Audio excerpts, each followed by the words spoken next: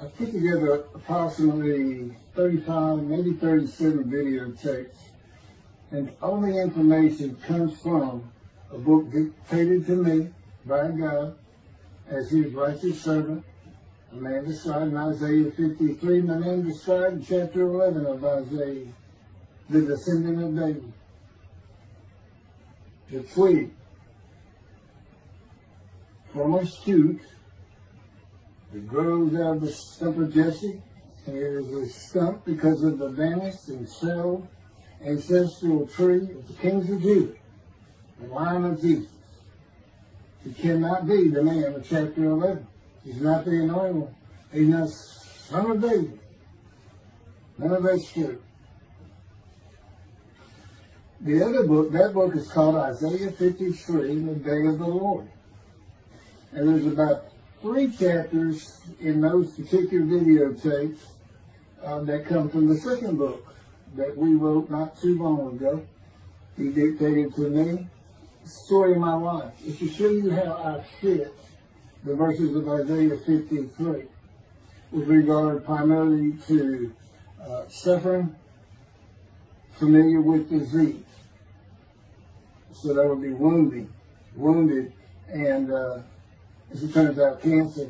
But the other words that you find in Isaiah 53, punishment, maltreatment, crushing, bruising, chastisement. Okay, that is all in God's power. That's all in God's power, all those words. But the books are unpublished, shunned and despised, accounted afflicted by God, plagued. Nobody understands. This is so different than the Judaism the Jewish people have been taught.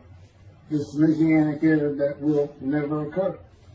And we know it's not going to occur now once you believe who I am and how you cannot. After the mountain of evidence I have presented that is in those books, just as Moses today would have to say, well, look, I wrote Leviticus. You think I just came up with that? You think I just came up with all this information? Did I know how God speaks through an angel and who that angel is? Moses walks by a burning bush that's not consumed. The angel of the Lord's in the bush and God speaks. I'm the one who explained that to you. I shouldn't have to go any further than that. The God says the rabbis, the shepherds, they never listen to my prophet. They think they know everything. Well, I'm going to keep showing that they don't. This is primarily for the people who listen to them and not them. I don't expect them to ever respond. Because by responding, they have to say they've been wrong. Or that's just not what we believe. And so they won't change. The bottom line is they make money on it.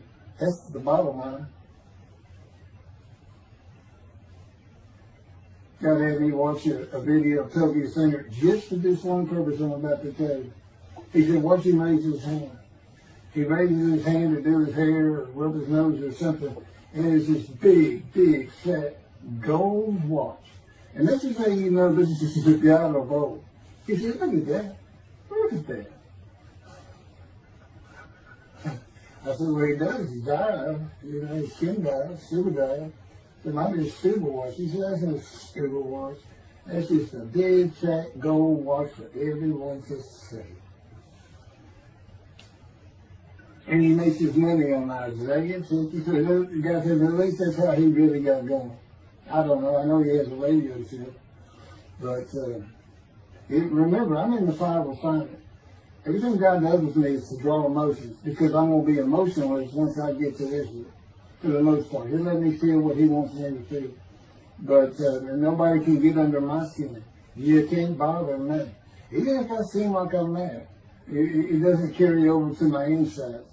And I don't think about it any more than while I'm, as they would say today, on a rant, getting on somebody. But I bring his reckoning. I laugh. I tell him, you know what I am, don't you, John? He said, I know you're a lot, man. I said, no. I'm the reckoning, and I am the reckoning. That's what I am. You laugh. Holy Spirit, man.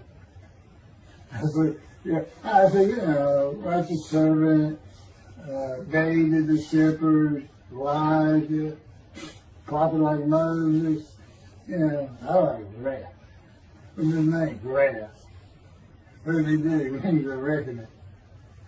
But anyway, I'm going to go through these early years of mine before God spoke to me. It's chapters 1 through 6.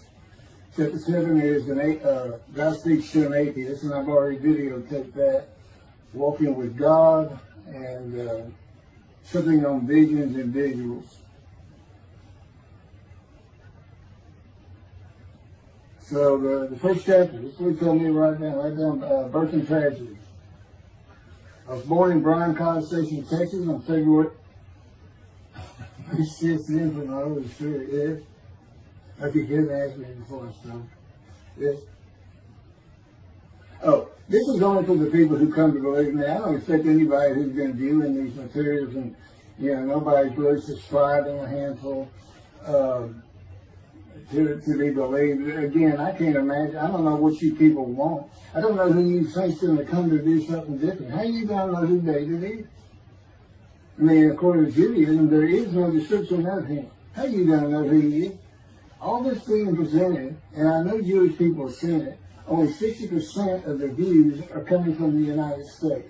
Now, I don't know if that means 40% is coming from Israel. Probably not. You got Canada, that's a big follower on my WordPress site.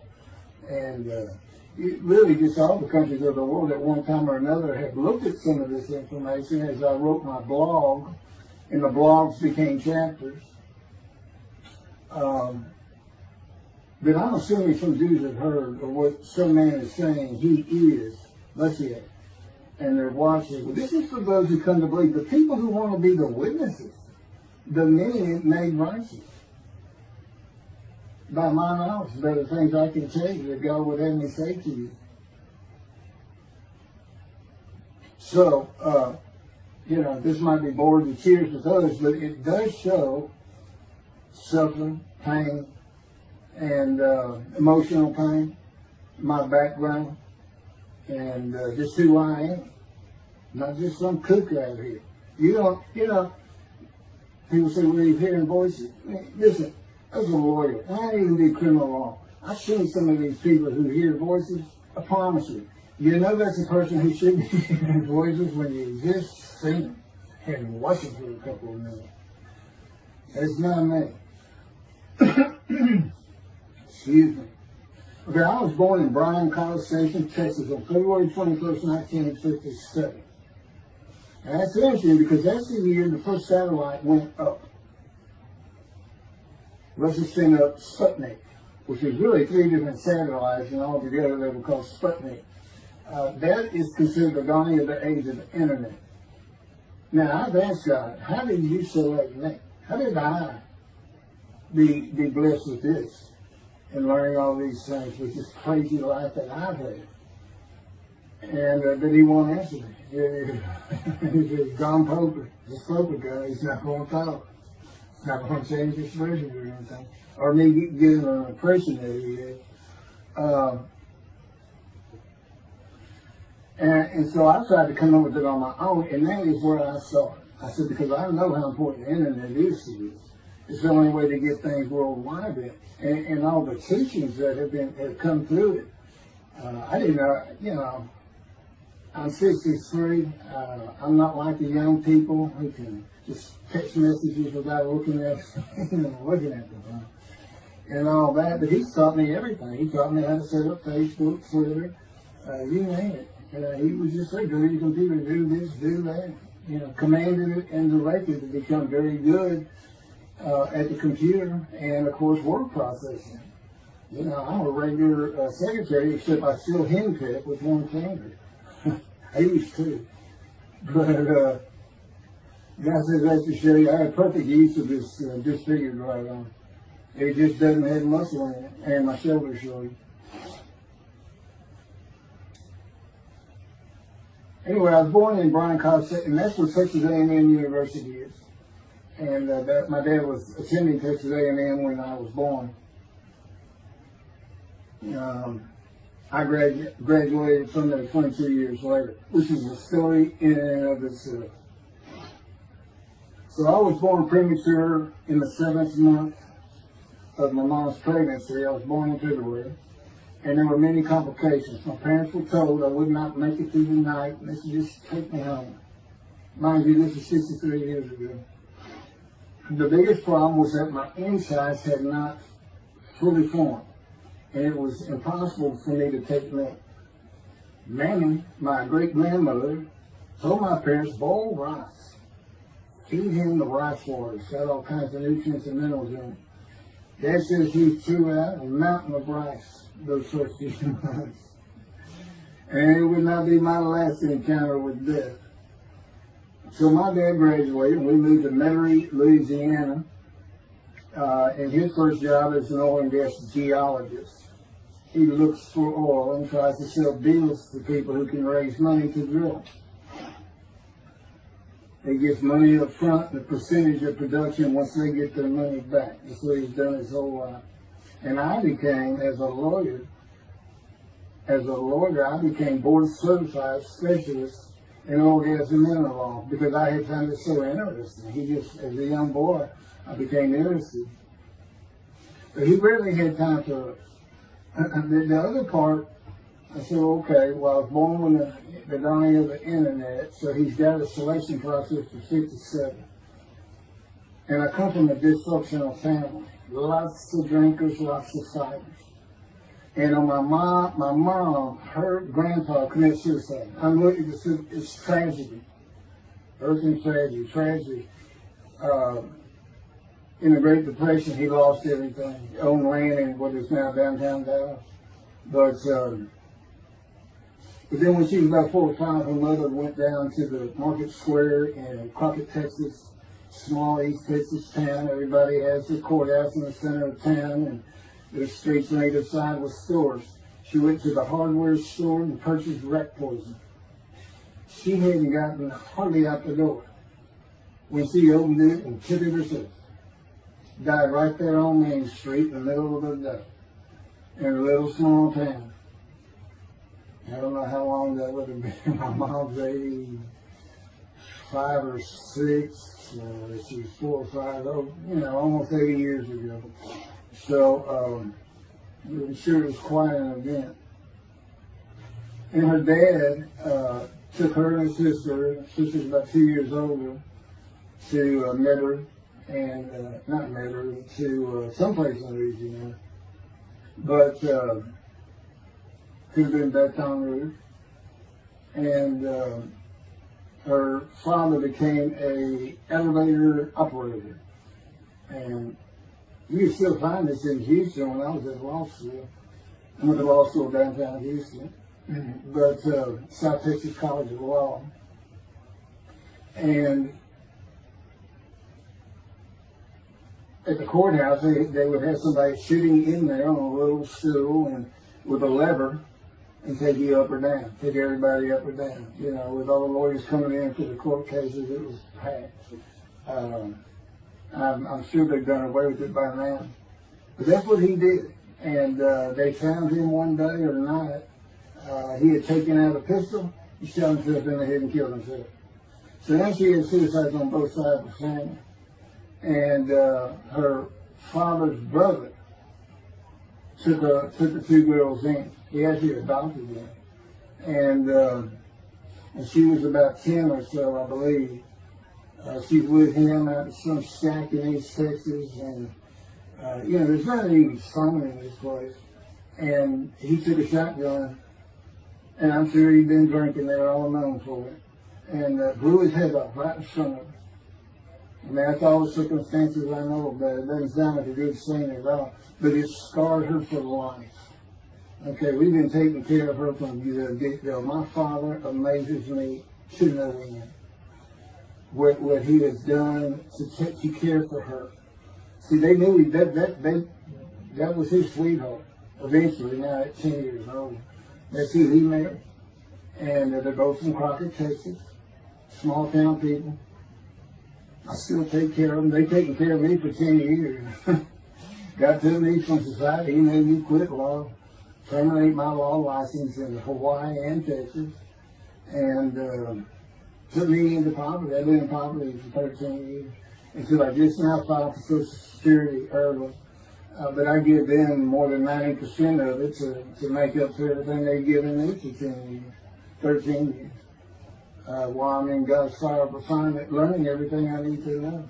And I have learned much. There ain't any question.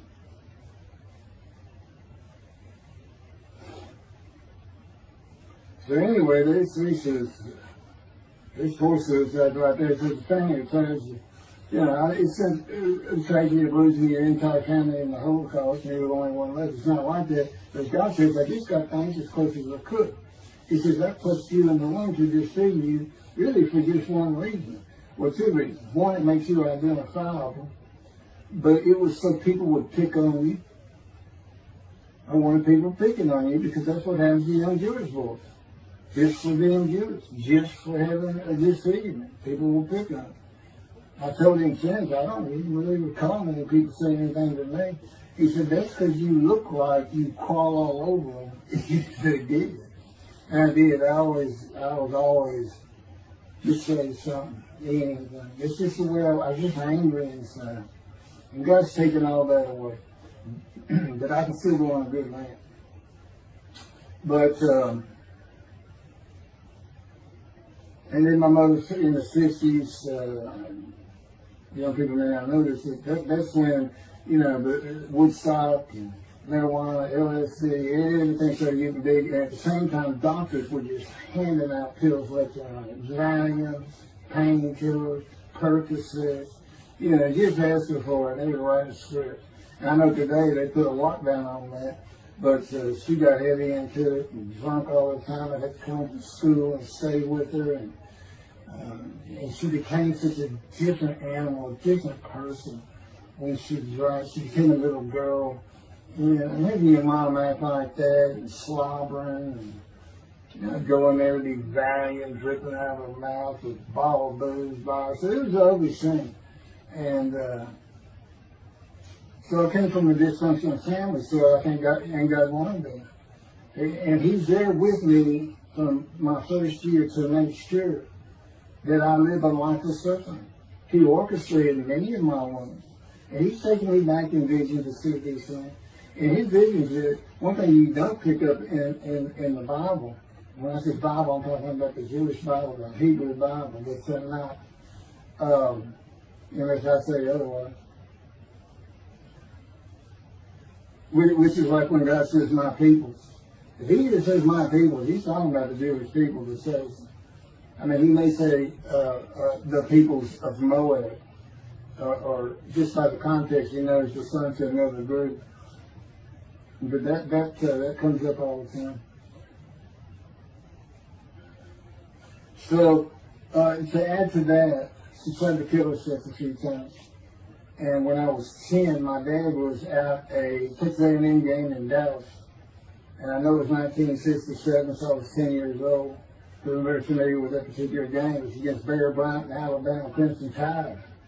And he had coached at Texas A&M. So if you can tell me, my dad are big Aggie fans and football fans. But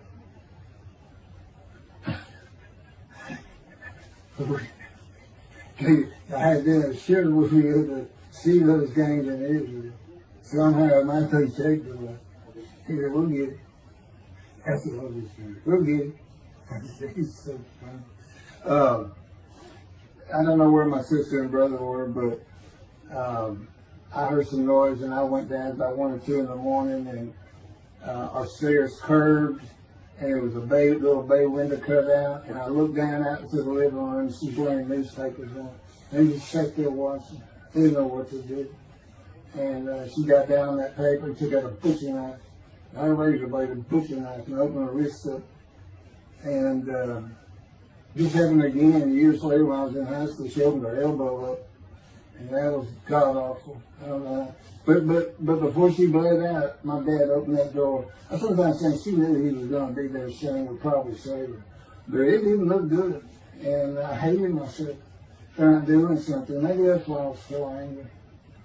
Anyway, because I didn't do anything, I just sat there. I couldn't move. I don't know. I don't even know what I was really thinking, really. But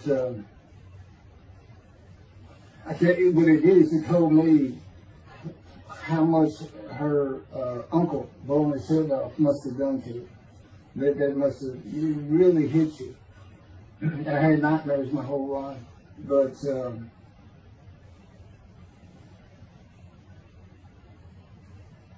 I was 16 when she did the thing with the knife. But you know what? My dad finally got her. He got her the best psychiatric care in Houston, Texas, and that's big because we got a medical center that's renowned throughout the world. And they put me back together many a time. And she never did that again. And the amazing thing is how different she is in her very advanced old age. I mean, it's like she was never that person of the 60s and the 70s and the 80s. I didn't know how my dad survived it. I'd have never stayed. I'd have taken the kids and said, try to find us. But he's not out there. I've never seen two people who love each other so much. It's crazy. But anyway, I was married for 20 years and we weren't like that at all. I finally divorced for irreconcilable differences. Okay, my first major surgery when I was 2 years old. My first surgery. Up above here, I have a scar. I had my first of many surgeries. Been born without my right pectoral muscle, small shoulder, withered arm. And then there was some, the movement of my arm was restricted. There was some tissue in here that had to be cut out. So they opened me up and did that. I was born right-handed, but I do everything left-handed. Except for light things, like I shoot a basketball right-handed, I throw a ball right-handed, darts, things like that. But bowling, I'm left-handed. Yeah, anything heavy.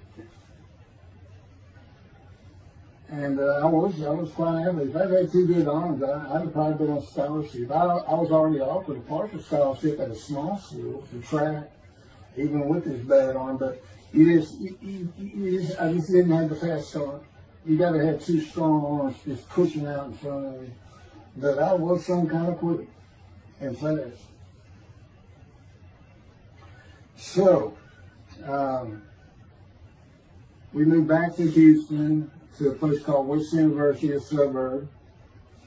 And this little story, I don't even like telling it, but I got to tell me I have to. And he had something to do with it. But I'm not going to go into that part of it. So anyway, I had decided when I was in 7th grade, I was tired of school, didn't want to go anymore. I don't exactly know why. I just know I said, that's it, and I'm not going. Dad can't get me up and finish school. I said, I'm not going. And it was on. He was going to get me there. It took him about an hour to get me to the car. Fighting and screaming and running around, hiding, getting under the you name it, I was doing it. And anyway, he finally gets me to the school, but it's too tight. He wasn't even going to try to get me out of the car by himself. So he get out, and he goes and gets the principal. And my dad's about 6'2", but he's real slim. And but he comes out with his principal. He's taller than he is, and he's a hefty guy. He's burly. Anyway, so they come and said, get out of the car. I said, I'm not getting out of the car. I'd already locked the door. And only the two front doors locked, and it was those locks that you pull up and push down. And so my dad used the key, and he opened up, he popped that lock up, and I slammed it back down. Said, I'm not going to sue, I told you. He throws the key, they start throwing the keys to one another over the roof. And the principal was trying the same thing, and I'm slamming his door, I'm leaping across the car. But I don't know how long I went, but they finally, in 5 minutes maybe, seemed like an eternity. I was terrorized, this way I looked at it. Anyway, the principal got it open, and I saw that door open, and I got back on the far other side of it, by the steering wheel with my back against the back door. I curled up like a ball, had my knees on my chest, and he reached in to get me. And I unleashed on him, kicking him in the face with everything I had. He broke his glasses, and his orbital bone got shattered. So, That wasn't my first principal either. There's another one. So, but anyway, so they carried me in, and it was very embarrassing, just crying. But again, funny thing, nobody, because I stayed with this same group for 9 years, going to West University and the junior high there that you go to. Nobody ever said anything to me about it. And I knew some of those kids that were in that class.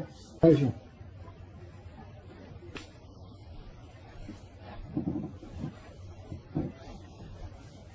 My camera only goes for half an hour. I can see on the screen that that point towards me that when it runs out, I have to turn it off and turn it back on. But anyway, that ended my fight with my first principal.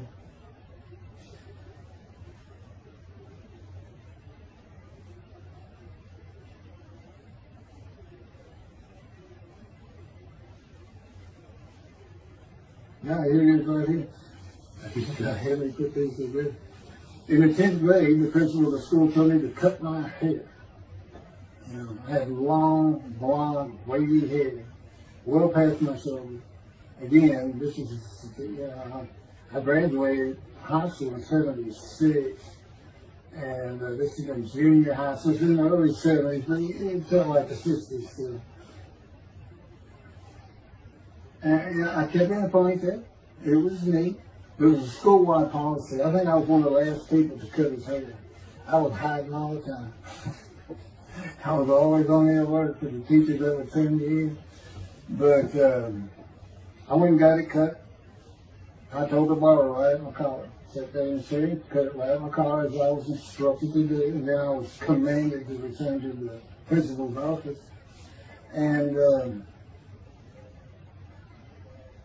so I presented myself to him. I sat down in the chair in his office, and he gets up, walks behind me, and grabbed me by my hair, back of my head, and jerked my head back fast. And said, "It's still over your collar." Now, I don't know if I did a backflip out of that thing. I can't really recall. But what I do recall is it took 3 people to get me off of him. And I was permanently expelled from school. Which ended up me leaving home. It wasn't a runaway. I'm just out of here. I'm tired of everything and everybody. I ain't going to school ever again. Hate school always there. That was me. Yeah, they had to pull me off of him. I understand through a friend of mine. He said, "You know, my brother went to that school. He has some stories about that guy." So that wasn't me. Him. Second major surgery came when I was 12 years old to try and repair my right knee and just below it. I was running full speed in a field. High grass and weeds with a family dog. And God says he had something to do with what the dog did. For no apparent reason, just suddenly he was running at my side. And he just bolted, he just stopped going straight to the heart of the left and went right between the legs. I go sailing in the air, and I came down on my knee. Except my right knee came down on a broken Coke bottle, Coca-Cola. And they used some thick glass back then. It was split nose down, way down. It was all broken up, but it was the bottom all jagged at my knee. Just, you know, they said it went to the other side of your knee. They said, "You got that whole field in your knee." But when I got to the hospital, I sat there for a long time. The first officer came in and just told my mom, "Right from me." You know, I'm in the room, you know. He said, I can't repair it. It's not repairable. We want to take it off. You can't use it." And I already knew that, because when as I started screaming and yelling for my dad, he finally came back. This field was behind our house. It was a chain link fence, and in the field. And you know, my dad finally heard me. He got over. He saw the blood and saw stuff. He scared to death. I'm going into shock, and he got me to put my arm around his neck, and he said, "Can you walk on it?" And I tried to just collapse. It was useless. It was awful. And then I had to climb over that fence. And my mom was going crazy and screaming and crying. And he had to go take care of her. I'm sitting in his bathroom, my leg all opened up, and I'm just getting sicker and sicker. Nauseated, scared, I was a cripple. And but anyway, they get me down to the hospital. And just, like I said, first I was really just like, what to do. And just right then, and God said he knew he was going to be there. This doctor walks by, and my mom recognized him. And she goes, Dr. Kane. And she runs out the door. Well, this is Dr. Kane. Her mammy that I mentioned earlier, in her old age, very old, maybe in her 90s, I don't know, late 80s, but living with her sister, broke her hip. And this doctor repaired it. This is a long time ago, people. Repaired it, and she actually walked again with a walker. I remember. But that's who this doctor was. And she said, my son, they're going to take his leg out.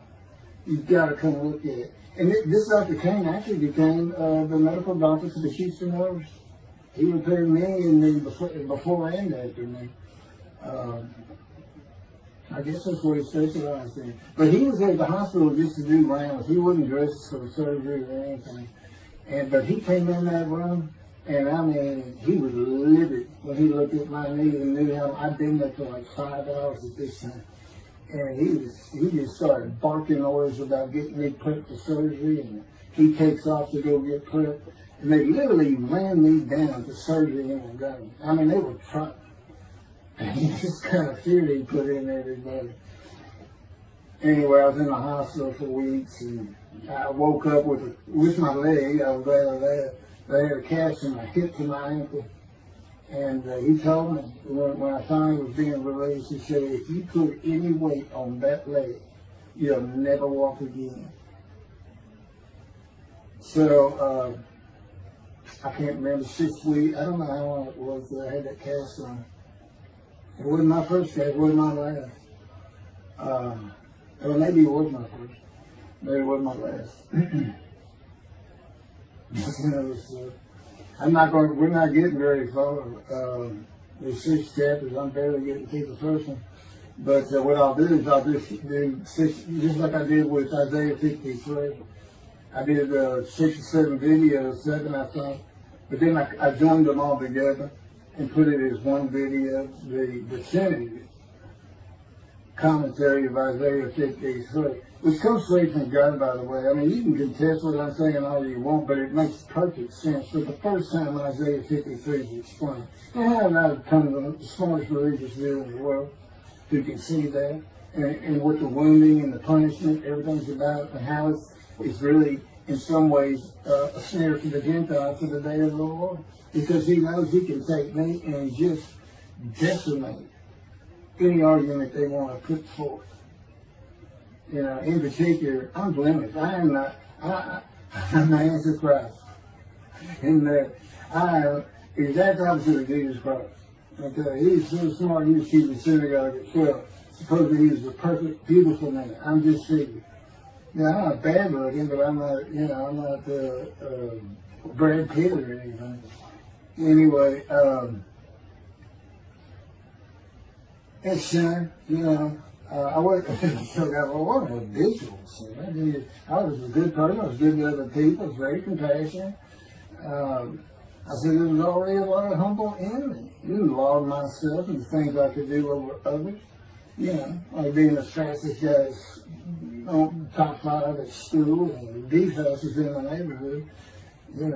I didn't brag on myself. But as he took me back through my life and informed me when things were sin, it just seems like I touched on all of it. And if murder in your heart is actually committing that sin, as the Christians say, I don't really go with that, but there's really not much I can miss. So I'm a sinner. Jesus would say, well, I'm a sinner too, I'm lying. All you got to do is read the scripture in the gospel, just see why I'm lying. That's easy. And I came from the band's line. I thought I was the man of Isaiah 53. I thought I was going to be exposed to death, but given long life. He's what he would tell you if he was here. He said, well, you know what happened? They crucified me. And on the cross, I realized I'm not that man. This is an exposure to death. This is like a sure thing. Father, Father, Father, why have you forsaken me? That's Jesus Christ saying, I'm not the man of Isaiah 53, and I just figured it out. That's what that is. Has God's one time. You sure you didn't have that written? Why on earth would they write that down? They forget about it. Maybe they were just thinking it. So that's what it's about, Christians. All they got their way. They can explain that being counted a sinner means he got crucified with the sinner beside him being crucified on each side, left and right. So there's three of them, so he's counted a sinner. Okay. You know, it's supposed to be the scripture. Don't be able to find a person to do. Like Judaism, the same thing. You know, this is to find somebody. It's not the people of Israel. They're all kinds of people. Now, we're looking for a guy so God can have a Moses. Why? We have a new covenant. Why? It's the day of the Lord. Why? Jeremiah says so. That's why. It's so easy. The lamb blooms again. Okay, and he's coming with the temple. So the lamb blooms again at a time when there's no temple. Jerusalem's going to be rebuilt. It's a metropolitan today. This is no Jerusalem of antiquity. The old city might be too big. And I'll make a new covenant with you. They won't forgive all your sins and remember them no more. That will cause Torah to be written on your heart. It's a metaphor. When did he do this before? Oh, that's right. The Syrian Babylon exiles. Isaiah was right before. God said, I forgive your sins, remember them no more. They became a holy city. What did they do? They built the second temple. What are we missing? The third temple. This is so easy. So it is the day of the Lord. There's any question of that. I'm just telling you it started with the Russians. Yellow Russians. And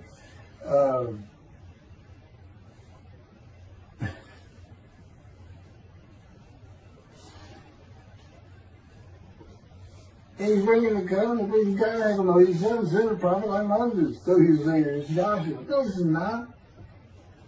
I'm leaving today, the day of the Lord, and guess what? He gives us a description of him. He knows this is a time of secularism, reliance on science and medicine and doctors. And you got so many more people who the only book out there is not the Hebrew Bible. There's a lot more books in it. You know, there's all kinds of distractions, television, cell phones, computers. You know, back then, you know, you just sat around and said, what do you think that's there? I don't know. We can send some rain. You know, it's just, it was easier to get them back then. But here it is. It's here. And God said, you see why I put Shunner and the Spies in there? Because for a while I said, God, you know, this is before we really got the books done and everything. I said, I'm just sitting in a room. I can't really tell anybody Shunner Spies in that. Counting me played, afflicted, by God and everything else. He said, well, how you feel now? That we've been putting all this on the internet, guys, that just Shunner the Spies. Yeah. I can say, they know. There's no question this ain't gotten back to those two. I said, you keep attacking them like this, and I'll be certainly sure, just in case I'm wrong. But, because he won't actually tell me, he won't tell me anything, this is a rule of thumb, he won't tell me anything that I cannot find out or become knowledgeable on or informed on of my own. Which means about nothing, because we're in a room all the time. The adjunct of the Holy of Holies is what I call it. I live in the Holy. I'm like the priest who could go, the only person who could go into the Holy of Holies was the high priest. And that's what I'm like. As a matter of fact, God had me write down, just as he had David write down, a new Psalm 151, where God said, it's on a video, where God is speaking. Where the Lord came to me and God said, quote, and within that, he says that he declared me. We actually used the song where he declares it for David.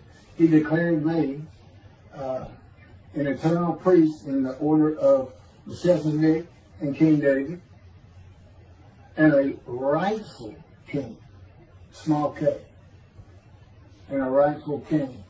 And he also declared, I'm the righteous servant. I mean, that's God talking. I mean, he's using it. When he dictated to me, it wasn't, to be written in my personality. That's him. That's him doing a new song.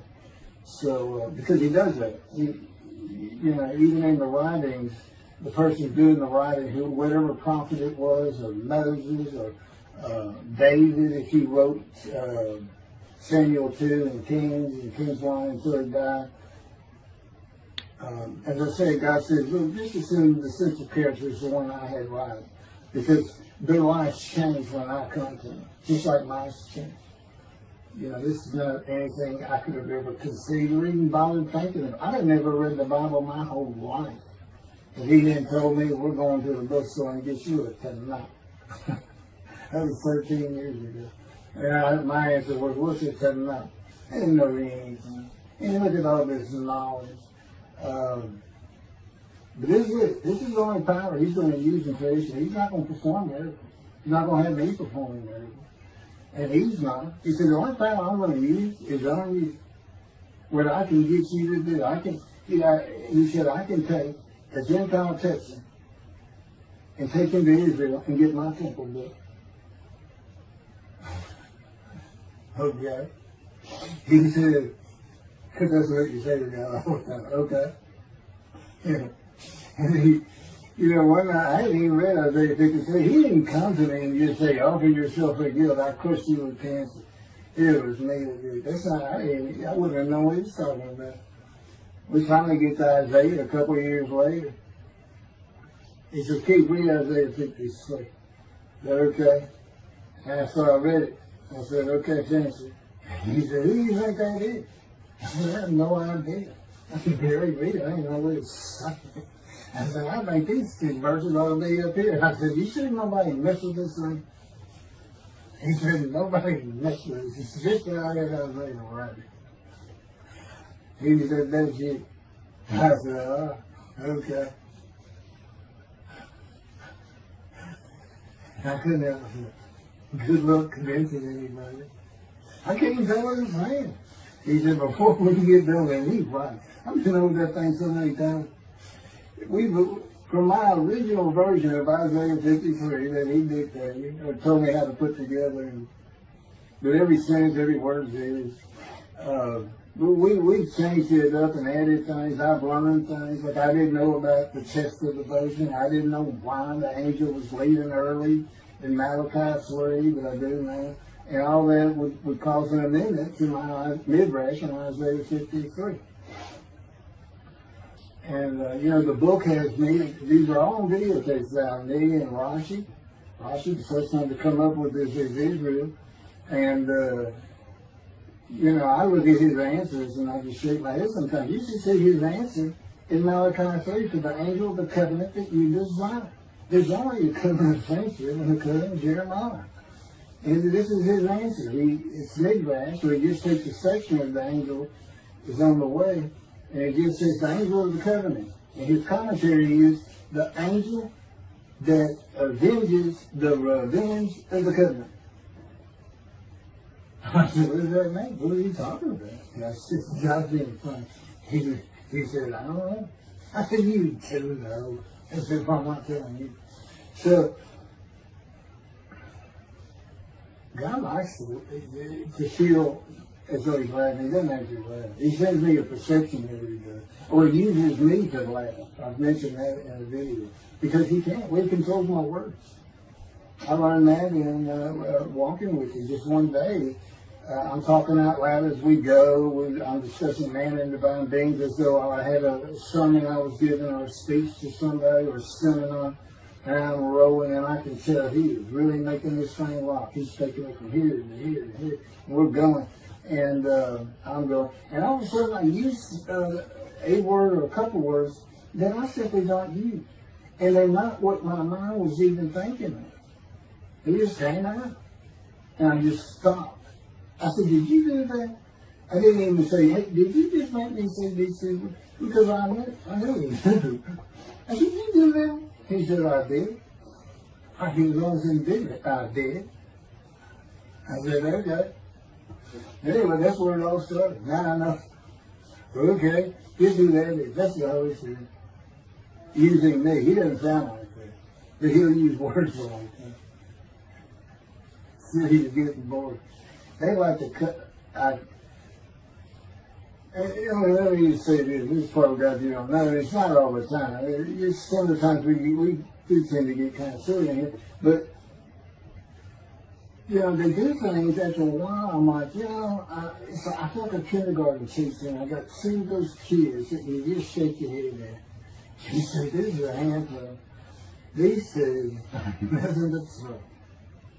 Always throwing around, looking for a laugh. And the Spirit's always working in heaven. There's God's laugh, as it were. Again, he doesn't actually laugh. It's a perception that's his emotion. If God has any emotions left, because worrying about other people's pain is not one of them. He made that clear to me. I don't care about your pain. And just saying it makes you mad. It's as if drawing anger. And he does this so many times over and over. He says, this is easy because now it irritates the fire out of it. He just started. I said, how do you keep doing this? And one day I told him, I said, I got it. Which means it actually came from them. I got it. You never grew up. You never got sent to your room. You never had to climb that mountain to achieve something. Put yourself out there. Nobody's ever hooked you. He said, I said, that's what it is. You never grew up. That's what it is. Yeah, I'm dealing with the child guy. That's what I'm doing. Help him all you. I think he came down as mean, very serious, mature guy. I didn't bring that argument up anymore. But that's how it gets to me sometimes. It's an incredible life. For me, I'm not going to get to him. I get to him at the end. I'm getting close to when I got shot. I thought that was a new chapter. I was not. Well, I'm going to pick, this is getting long. Anything over half an hour, we try to stop. My Isaiah 53, 5 hours. But, I should all one time ago. He doesn't hardly let me watch it. Yeah, I don't even watch them before they get posted. He said, no, you watch it later, because it comes on the TV that he got me. And I didn't know at the time it was going to be, that he was serious about doing videos, and I certainly didn't know about making it a backdrop. He decides everything. He tells me when I eat, when he gets up. I don't sleep probably at all, 2 or 3 hours a night, and sometimes less, and take a half hour nap sometimes. But I found out, I feel fresh. I don't need no studies. You're not really doing anything. Why do you need a lot of sleep? You see, that used to make me mad. Now it is later. Thank you very much for listening. I'll pick this back up on another video, and eventually I'll put these first 6 chapters, just like I did Isaiah 53, because it's a book that he dictated to me. I can't get it published. I'm going to put it on YouTube. That's why I'm reading it. And as I said, if you don't want to listen to it, don't listen to it. But the information that's in these books and in those videos is, that's not proof. And quite frankly, God said, if that's not enough for them, well, that's just too bad. Utter destruction is what they end up getting. They better learn how to listen to proper. See, it's no different than the people back then. They'll say, well, why didn't they listen to Isaiah? Why didn't they listen to Ezekiel? Why didn't they? They laughed at Ezekiel. That's what Rashi said in his commentary. I didn't know it was laughing at him, but just ignored him. Everybody thinks they know it. But in any event, I do know there's one chapter we haven't put in there, and that is recognizing a prophet in time. It says Moses vouched for Joshua, so he didn't have to be tested. And the problem with all that is, and I think why God hadn't had to put it on video, is that they're looking for a seer, somebody who can see the future. You see, that's antiquity. That's not what you're looking for today. This wasn't a seer. And none of the prophets were serious. They just wrote down what God told them to write down. God's the prophet. He's the one making prophecy. And what he does, he doesn't actually just see the future. He walks it through. He says, okay, right here is when they're going to send with the satellite. This is where humanity will be at that time. He can walk it through in his mind. As I mentioned, his eyes, he doesn't have them. It's just his absolute knowledge of all things. He can form a picture of this room. Me, it's in here. He knows every atom of my body. And it's like he does a vision for himself, a visualization. That's what I call when he puts pictures in my mind. And he puts it into the spirit's mind. And they're both within it. You know, the big cloud that just came down. If you're sitting in a room with me, it envelops you. But it engulfs me, it goes through me. My little spirit cloud becomes part of the big cloud. That's why God is in his spirit. Here's the elements of spirit, here's the elements of God's presence. Here's mine. Two clouds, they just come together, they can be together. Okay, God's still one. He created the other cloud. And then in this room, filled with them, my little spirit is like a little cloud that just came in and part of it. That's who I am. That's a man of divine being. Okay? No, it's like nobody's really expecting it. Well, maybe it's because you didn't know these things. And now they want, I get the feeling, son means I'm not looking at that. It sounds like a coup. We by faith, by the fundamental principles of fan baptism, the talent, from his diagnosis of the talent. Why don't you do your own? Why don't you throw the talent out and learn some new stuff? Why don't you get out of antiquity? Every religion has an end times like that. Every religion ends up with utopia for its people. Everybody. Well, don't be like everybody. You're the Jews. Go ahead, let's get practical. Let's have God in our midst again, in a man like he was in Moses. Let's point at him and tell the Christians that is the man of Isaiah 53. Here's what it's about. God said he's coming back. He told us, we're not waiting on him like you. He said when he was coming back, he false prophesied 5 times. He ain't coming back. He wasn't who he thought he was. He told us on the cross. I'm not the man of Isaiah 53. He tells us. What else was he doing? Well, what did you say? I'm about to die. What do you think he's talking about? What do you think he's thinking about? You're not supposed to die. He thinks he's the man of Isaiah 53. So do they. It's mind-boggling because I'm the man. And there's nothing about me that says Jesus Christ. Nothing. You see him, he cussed up. I cussed him trying to die. I'm begged for death 1,000 times. He said, it's not been 1,000 times. I said, it's been hundreds. He said, well, that's true. You have cursed me more than any man in the history of mankind. And he said, and you did it face to face. And I said, you should make me so mad. He laughed, y'all. He laughed. When I'm cussing him, he did make me mad. And oh, you're kidding. That's the way. He gave me his perspective. This is what I did. He's a key. Imagine you created ants. And ants are living beings. In other words, they can think and they have emotion. Okay, you get a great big ant farm over here in the room. Okay, you decide you're going to get one ant to get all the other ants to do stuff. But you got to get him ready. And you get him ready the way I'm getting you ready. Now, he's magic. Right? How big he is? Yes. He's now, magic. I'm always laying in the bed. I got a big table. I got a microwave on. I put my computer on. I got a big fan I like to have on. And he said, look over that table. Now imagine that ant got loose. And he is pulled up. And he is sitting on the corner of that table. And he is giving you the what for in ant language. I mean, he's going. And he turned around and shaking his butt at you. And he's cussing. And all this. And all you got to do is go bump. And he's gone. And it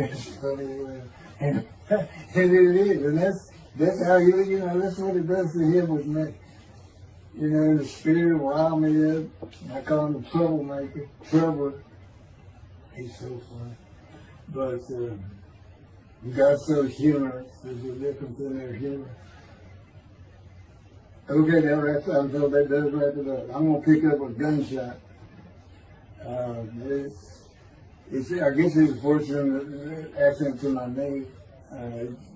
They ended up opening me up and swinging my breast and my pelvic bone, and now it's been 3 times. and eventually, the lung cancer and colon cancer and skin cancer. But the lung cancer is when they told you should have died from colon cancer. He said, but this is it. We can't treat that. It's too bad. You're gone. And prepared to die. That was 20 years ago when the planes hit New York. It was the planes hitting New York that got me up off the ground one last time to see one more doctor. The life of God's righteous servant of Isaiah 53, chapter 3, gunshot. Shortly after I recovered from my knee injury, I moved to Fort Lauderdale, Florida. I was not happy about it at all. It turned out to be a lot of fun. I made some great friends to celebrate my 13th birthday. My only injury in Florida was having the front teeth shattered and knocked out, requiring caps, which is more of an ordeal than I would have imagined. We returned to West University in Houston after 2 years. My mom was not doing well at all, and it was getting close to her second suicide attempt. I was back with my old friends and did not have much supervision from home, and I failed ninth grade. I made my own decisions, and I rarely listened to others. And after being set back a year at junior high school, I made a few new friends, which led to my next serious injury. My best friend was a Spanish Italian whose father was from Sicily. And he kept a machine gun and a violin case in his office at the restaurant he owned, where his son and I were waiters. It was called the Godfather. My son was the best pool player I've ever known to play with, an absolute natural. I will call him Antonio, but that's not his real name. Antonio's girlfriend was a Jewish girl. I will call her Rebecca, but that is not her real name. Antonio was a Catholic Christian. Rebecca did not practice Judaism, and Antonio did not go to church. I was a confirmed atheist, and we never talked about God or Jesus. Rebecca's father had foreclosed on a ranch about 8 hours from Houston outside of LaGrange, Texas, Fayette County. LaGrange was famous for the chicken ranch, which was an illegal brothel that operated from 1905 until 1973. The business served as the basis for the 1973 ZZ Top song, LaGrange, and the Broadway musical, The Best Little Whorehouse in Texas, as well as its 1982 film adaptation. T.J. Flourney was known as the meanest sheriff in Texas. In the coming weeks, I would be interrogated by him outside of Shock Room 3 at Ben Taub Hospital in Houston. This is an excerpt about him from an internet article. It was the most one-sided Texas battle since the Alamo, as 100 citizens watched disbelievingly in the dusty little town of LaGrange, their beefy sheriff, T.J. Flourney, reached into a black 1975 Continental Mark IV and began to shake by his $300 suit Marvin Zimner, the star consumer crusader of Houston, Texas. That's from People, June 17. Next, the sheriff tore off Zimmer's blue-white toupee, waved it in the air, and then finally ground the road with his cowboy boots.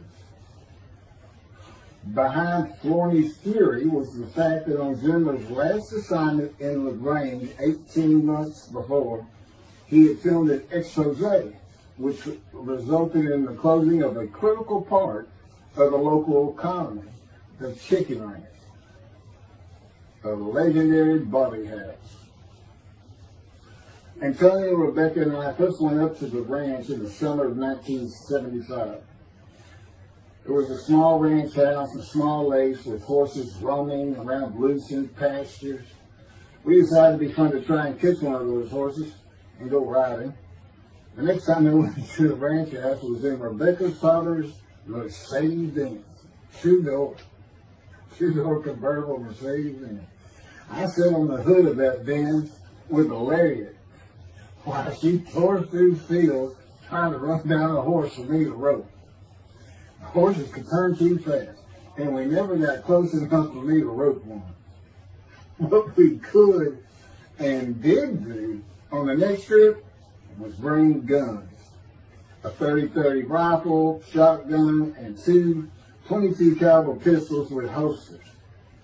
As a backdrop, Antonio and Rebecca had broken up as boyfriend and girlfriend, and her attention had turned to me. I did not believe that caused any friction between Antonio and me, but it should have. It did not seem to be a source of animosity of Antonio towards me in any event. On October 5, 1975, we were all back at the ranch having a great time. Tony and I were shooting at cans with our pistols and practicing a quick draw from the holsters. We were standing shoulder to shoulder, about 3 feet apart. And he was a little forward of me. Rebecca came up behind us, between us, and said she wanted to shoot. Antonio passed his gun to her, and it fired when it was going by me. The bullet went on a straight line through my bladder, intestines, and colon from the front right and lodged in the back of my left buttock in my backside. I could see the trajectory in my mind. I fell to the ground, and Antonio fell on top of me, rolling me over and over. I think he was looking for an exit of the bullet. I told him to get me to a car and get to a hospital. Felt like Babe Ruth had swung a bat up between my legs. I never once thought of God. On a big ranch, there are several gates for different sections of land and different purposes, usually with chains and a lock. When we got to the first one, I told Antonio, fly through it. I told him to ram it. I knew I was dying, and all I could think of was, you had got to hurry. I didn't panic, but I had never been so afraid and had never felt fear like that again to this day. Sometimes I think I have forgiven Antonio for accidentally shooting me, but I had not and cannot forgive him for stopping at those gates. I'm still mad about it. I was seriously angry at him.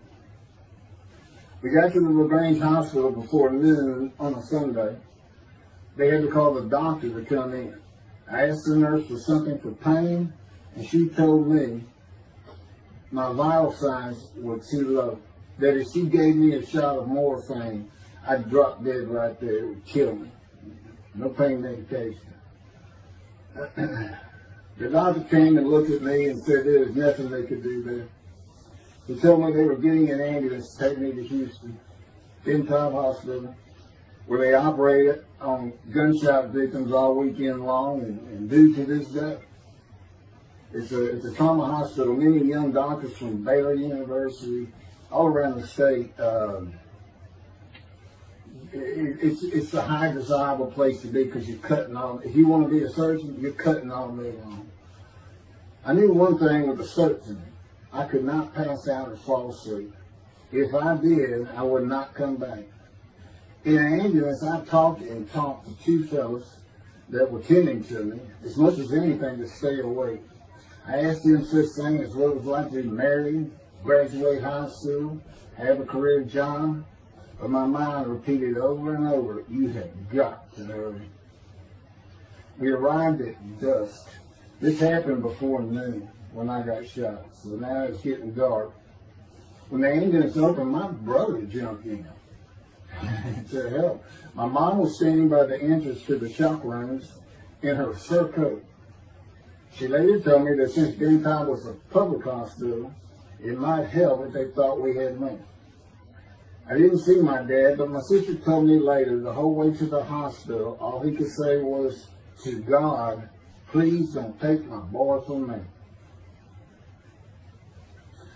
I had stayed awake for some 6 to 8 hours in awful pain. They took me to shop room 3, and it was filled with people giving orders and very loud. On the table, the nurse told me she had to put her finger in my bottom, which embarrassed me. And I raised up like a sit-up and saw nothing but blood rushing from my bottom onto the table. You have to hurry is all I could say. They finished prepping me for surgery and enrolled me to a hall in a line of others awaiting surgery. And someone was saying my name, and I opened in to see T.J. Forney, Sheriff of LaGrange. He wanted to know if I'd been shouting intentionally, what we were doing at that ranch, did we have permission to be there, and et cetera, et cetera. I told him I thought it was an accident, and to leave me alone. I never saw him again. I didn't have to wait long. The orderlies bypassed everyone in front of me and took me to surgery.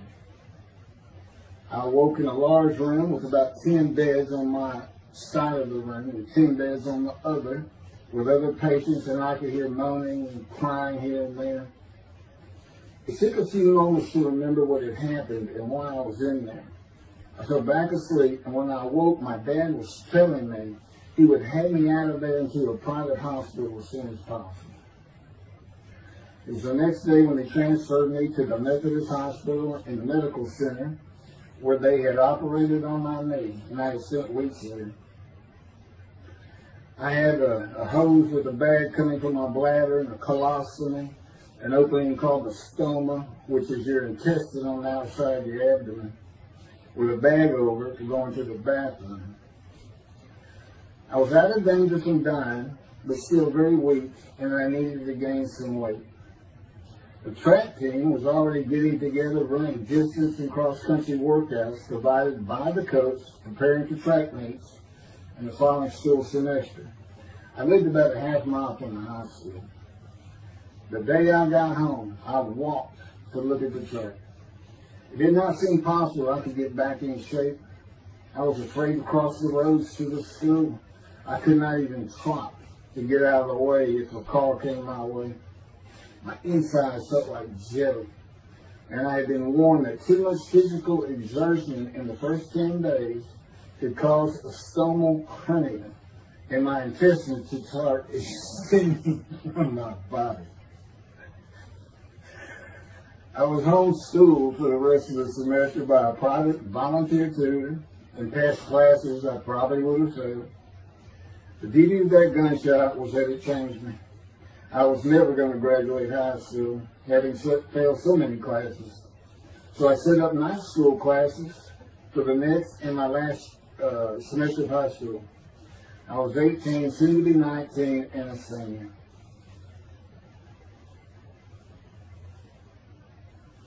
Chapter 4, College and Law School. Before the summer of 1975, one of my best friends in the track team, who threw the discus and shot put and field events, and was a senior, told me he wanted to do something big the coming summer before starting college at Louisiana State University, LSU. I was only a junior and I had no plans for the summer. He mentioned this to me, and I began thinking about how long it had been since I had been to Colorado. My father, who had really good years and many so-so years, depending on how the oil and gas industry was doing. And when I was in junior high school, he had sold some prospects, had completed a few wells, and had purchased a condominium in Pagosa Springs near Durango, Colorado. My friend's name was Keith Miller, and I called him Miller. He had given me the name of Say Babe. At one of our night track meets, I was running the 330-yard low hurdles, and the last time was behind bleachers where the officials lost sight of us for a few moments. A runner 2 miles left veered out of his lane into mine and took my hurdle, and I had to slow down and go around it, yelling, "Hey man, that's my hurdle." I wasn't happy. I do not remember how Miller knew what I had yelled, but he was probably on the football field inside the track, working on shop putting dishes, watching me run and hurting me. I did not really know him very well at this time, other than he was a popular senior who knew everyone, and in stark contrast to me. On the following Monday, I was walking down the halls between classes, and coming in the other direction was Miller, though I did not see him.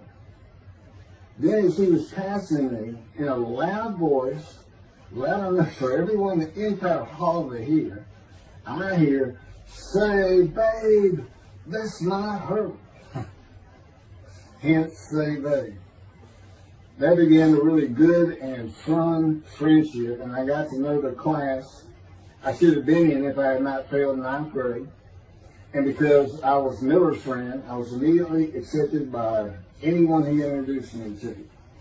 I found out about 40 years later on Facebook. I looked him up and we friended that he's Jewish, and particularly because of his brother. He's got an older brother, and they look just alike. They live up in Oregon. But I did not know that. It's not something we ever talked about. Just didn't think about it. I'm sure he wasn't observant at the time. I told Miller about my dad's condo and suggested we plan a trip up there to backpack in the Womanichi wilderness of the San Juan National Forest. I had hiked there while in junior high school with a friend and his little brother. I had a driver's license in my second year in the ninth grade. The prominent 13,000-foot peak is 10.7 miles from the town of Silverton, which began as a silver mining camp in 1873, and that is where I plan to take Miller.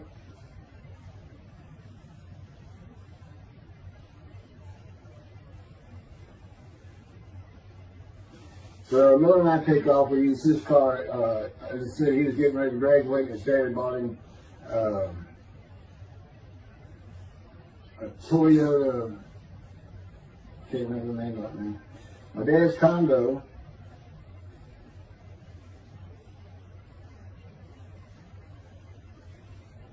is about 60 miles from Durango, where a train depot is located that runs a train to the Womanichi Wilderness to Silverton. The train is an authentic, narrow gauge, steam powered, coal fired, scenic railroad train ranked one of the top 10 scenic railroads in the world. It's something else. It stops twice in the same places to let off and pick up hikers and backpackers in the Animas Canyon of the Womanichi. At top speed of 18 miles per hour, it takes the train 3.5 hours to travel the 45 miles from Durango to Silverton. Oh, here it is. Miller had a new Toyota Celica. And after a day and late into the night, we made to Pagosa, slept, and we're at the train station before the first departure the next day. I don't know what the problem was, but the train was not going to run that day. So we couldn't get to where I wanted to take it. It's just too far. We decided to get a hotel in Durango and just head down the train tracks into the wilderness and explore an area I had never seen in with the maps. We got lost. And at one point we decided, let's just put these backpacks down and you go that way and I'll go this way. Well, we did that. We went back up and then we couldn't find a backpack. And we did finally find them. We slept that night, and we had a big black bear episode because we left some food out on the ground, which we shouldn't have done. And but anyway, we ended up making it back, and we had one of the best party nights I've ever had in my life. We hit the main street of Durango, which is a tourist hotspot, and we hit every single bar. You could drink at 18 back then. It wasn't 21 as it is today. And we did. We made sure it was like a go. Okay, so every one of them had at least one drink: shot of whiskey, Boilermaker, beer, whatever. I can't really recall other than I knew I had been drinking the night before when I woke up. But we did. We hit both sides of the street. I don't know how long it took us and how many drinks we had, but we just had a lot of fun.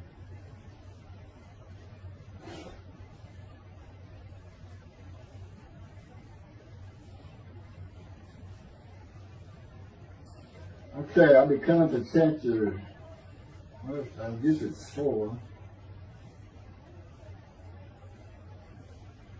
I don't know. I thought I was coming up to the cancer story, but this is different. This is getting into alterations while it's school.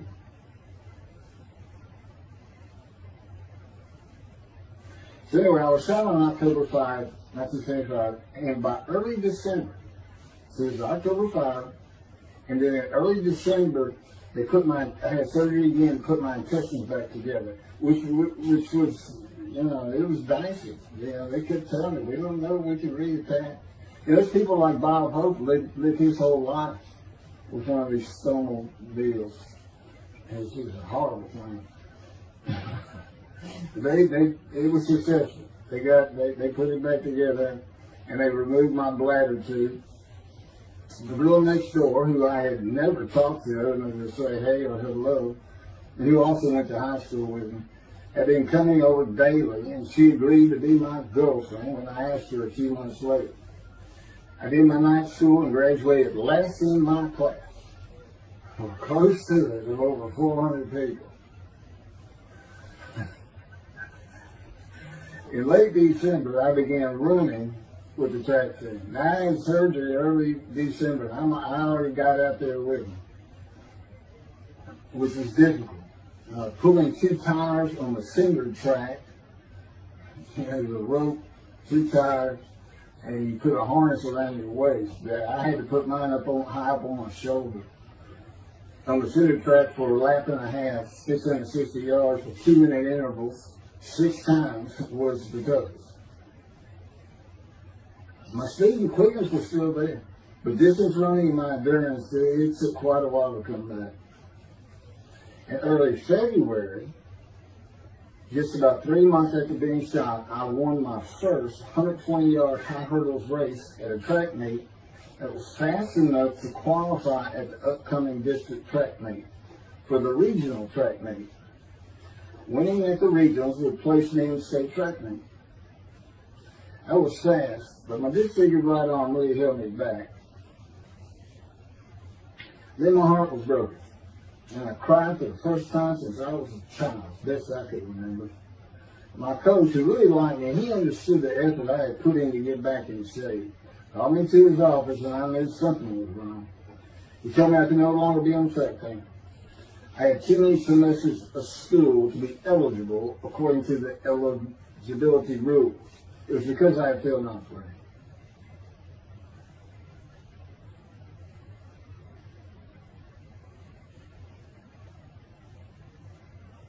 And of course, I had no one to blame but myself.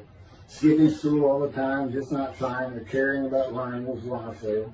I was not lacking in intelligence and common sense as many people thought of me. I could and often did read a complete science fiction paperback book during the school day. One day, I get them from my brother. I just sat in the back of each class and read my book, and the teachers always left me alone. I also was suspended from school a couple of times for fighting. First fight was in the gym and the bleachers, with the principal on the floor telling us the do's and don'ts for the second semester of the 10th grade. This is 2 years before I was shot. I found out he already knew me by name, and I had never talked to him. The second fight was with the same guy, but this time we took it across the street from the school. He had about 10 of his friends, and I, being pretty much a loner, I had none. They were African American, both sent to school from neighborhoods far away. And I just didn't understand them, or know why they even talked to me with words I did not get, like word or say, man, can I hold $1?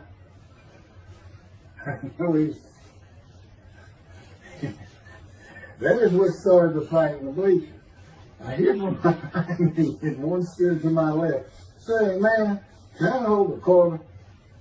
I turned around and just looked at it. And I said, "I did not have a quarter." Ordered with the principal, I undid my ponytail. Mine should be sitting right behind me, and I'm well aware of that. And I brushed my long blonde hair and then reached into my pocket for some chapstick for my lips. And I pulled my hand out with the chapstick. Turned out I did have a quarter. And from behind me, I hear, "Saying, man, you said you don't have no quarter." To which I replied, turning around, "I don't have a quarter for you." The next part's kind of hazy. But I do know I grabbed him by the front of his shirt and slid him down the bleachers onto the students sitting below me. That is when the principal yelled my name and told me to go to his office. The next day, the guy and his friends were waiting on me when I got to school, and we fought across the street. The principal told me not to get into any more fights, and this is the fight I got suspended for. I remember being in, after my suspension, being in the men's room and smoking a cigarette in a stall, and a group of African Americans came in, and they were talking about the fight. What I remember was hearing, "That white boy went Muhammad Ali on him." My favorite fighter. I even saw the Ali Foreman fight in Kinshasa. Was there live in Amsterdam in 1974. And some of my best friends in high school were African Americans, mostly on the track team where we could get to know one another. I still had run-ins with the general population of the African Americans, who everyone just called blacks back then. I never used the N-word and thought they would help themselves a lot if they stopped using it. Mostly I think they were angry at being busted in from neighborhoods far away. In fairness to them, white kids did not seem to like me much either. I looked young even for my young age, and with my long hair, about 6 to 8 inches past my collar, I looked kind of girlish, and many people said that to me. One day a friend of mine told me what it was to him. You never smile and seem to be very angry, like if someone looks at you crossways, you're going to come after them, daring them to say something, like you want to fight. My next suspension for fighting began in middle shop, and it was all my fault. There's not a big deal to that.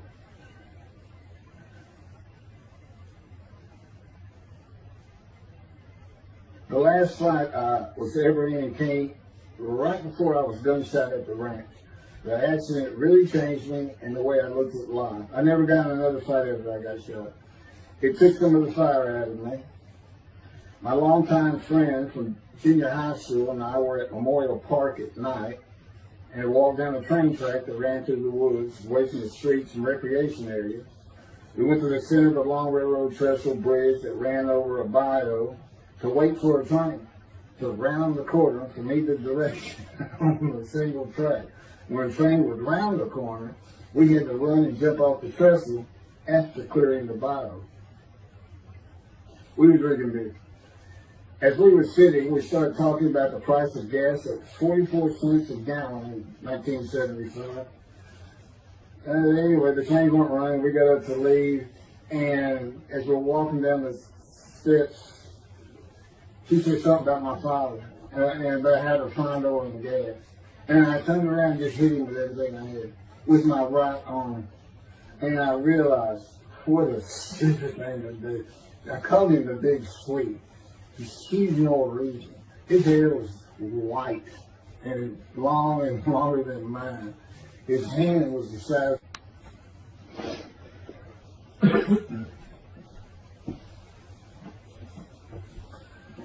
And I had nowhere to run. That was the really dumb part of it. I mean, I couldn't move. I couldn't use my quickness. I couldn't box as I had with the fellow across the street.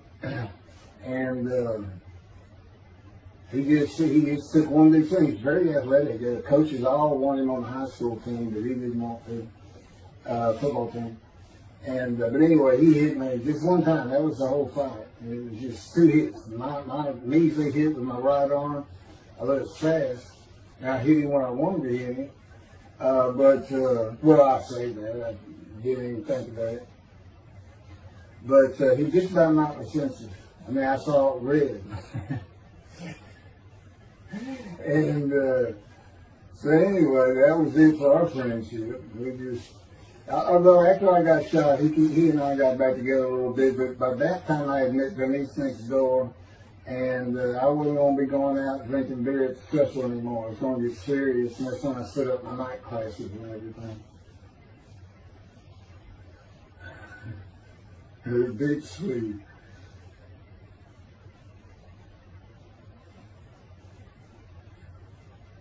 After the gunshot, I stopped seeing old friends, including Antonio and the big screen, and spent all my time with Denise next door. I never wanted to be someone who succeeded in life. My dad always told me when he was angry with me that with my smart mouth, I was never going to be anything but a ditch digger or a lawyer. While he said lawyer in a derogatory way, he got me to thinking I'd like to be a trial lawyer. I had to get into college first, and the only school I wanted to go to was Texas A&M University. Anyone who had ever known me would tell you that I was not even close enough to being smart enough to go to any college, much less Texas A&M. I would tell you I had never applied myself to the task of learning. Texas A&M denied my application. I called them and pleaded and argued, and finally admissions said that if I came for the summer semester of 4 classes and maintained a B average with no fails, they'd let me in. I did it, barely. I almost failed calculus and got a B. Just a quick thing on Texas A&M, because it relates to World War II, which always makes me think of the Holocaust, and how many Aggies were involved in that. Texas A&M enrollment began on October 2nd, 1876, and admission was limited to white males, and all students were required to participate in the Corps of Cadets and receive military training. Many Aggies served in the military during World War II, with the college producing 20,229 combat troops. Of those, 14,123 Aggies served as officers, more than any other school, and more than the combined total of the United States Naval Academy and the United States Military Academy. During the war, 29 A&M graduates reached the rank of general. Texas A&M is more than a great university. It's the home of the Aggie family with a long history of spirit and tradition. And I'll pass through all that. You can read. I got all this from Wikipedia.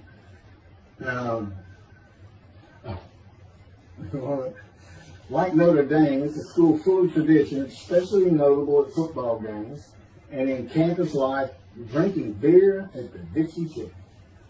I had a good friend in what is now the volunteer Corps of Cadets, and we've been shooting pool and drinking beer all night on the weekend, and finally left sometime after midnight. I walked my friend back to the quad, Corps Cadet Quad, a large open area where people could gather, surrounded on 4 sides by dorms for cadets only. And I dropped him off at his room. Before he shut the door, he looked at me, and not for the first time, said, "Want to race?" He's fast. We race anything. I said, yeah. Of course, we were pretty much, we had a lot of beer. I said, yes.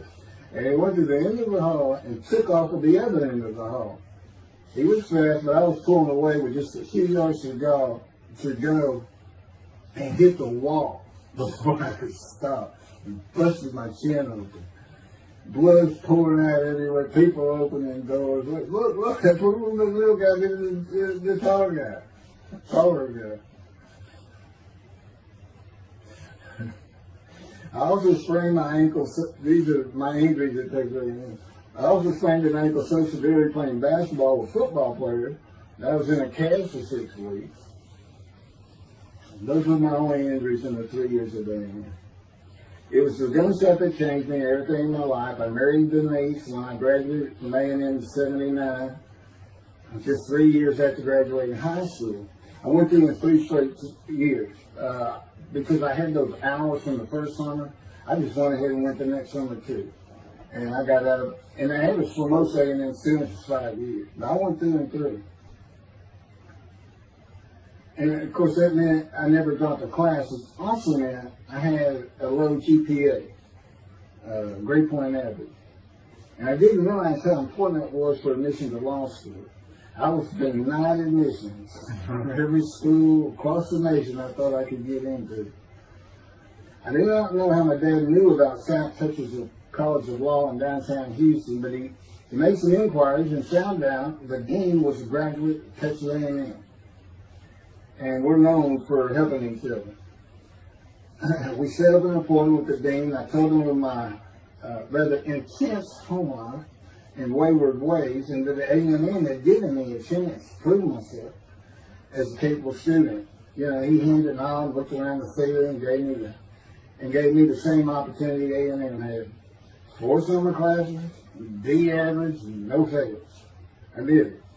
I was terrible with chemistry and math, but it turns out I had good reading and comprehension.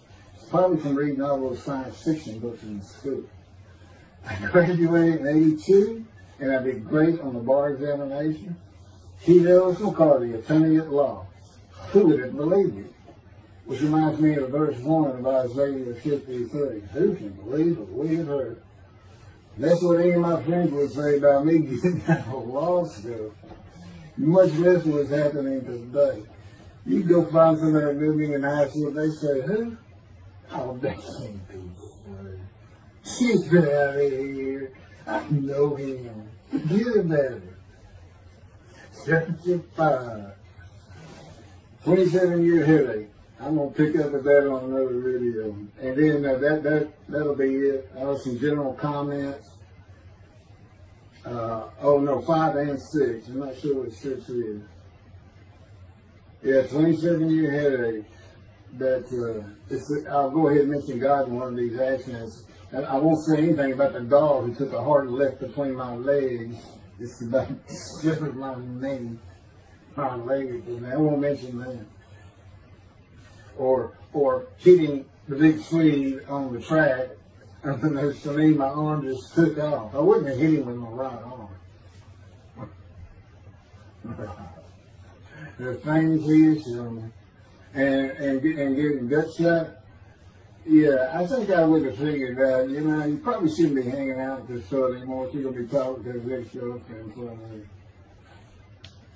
Little things like that, he controls my perception. Little things like that in my life to make sure I am the man of Isaiah 56. If anybody thinks I'm going to back off saying that, they're wrong. I have been through too much. My whole life is dedicated to this time, the day of the Lord. As a matter of fact, what about my day?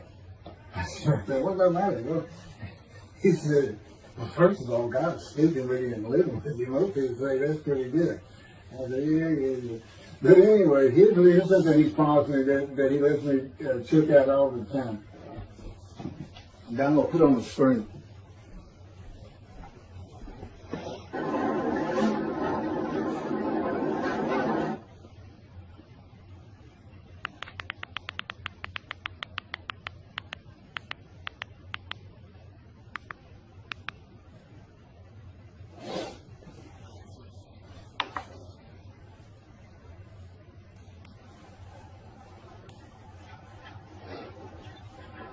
Debrading and GP cycles, shorties, slip-ons, cold startup.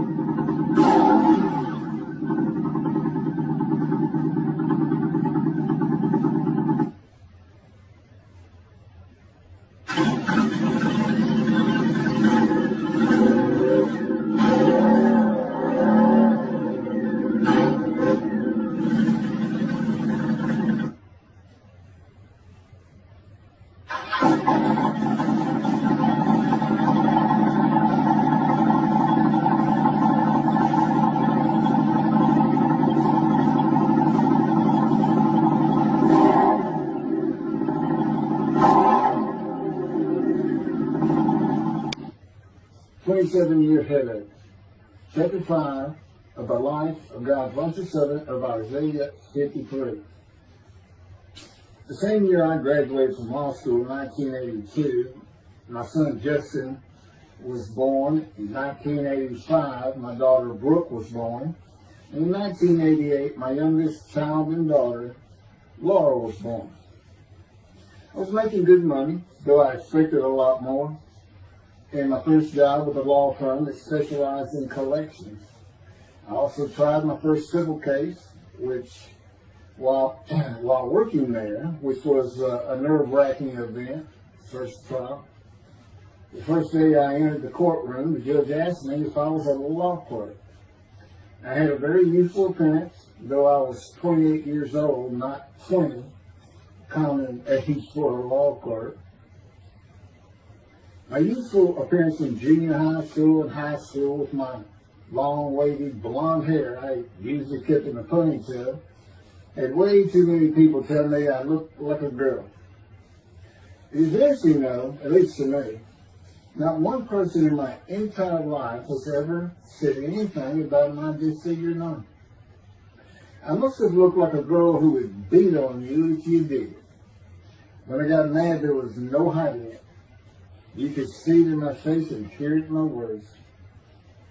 When I was 28, Brooke was born. I tried my first civil case, and the bane of my existence on earth began. A never-ending headache that I generally thought to be associated with post-traumatic stress disorder.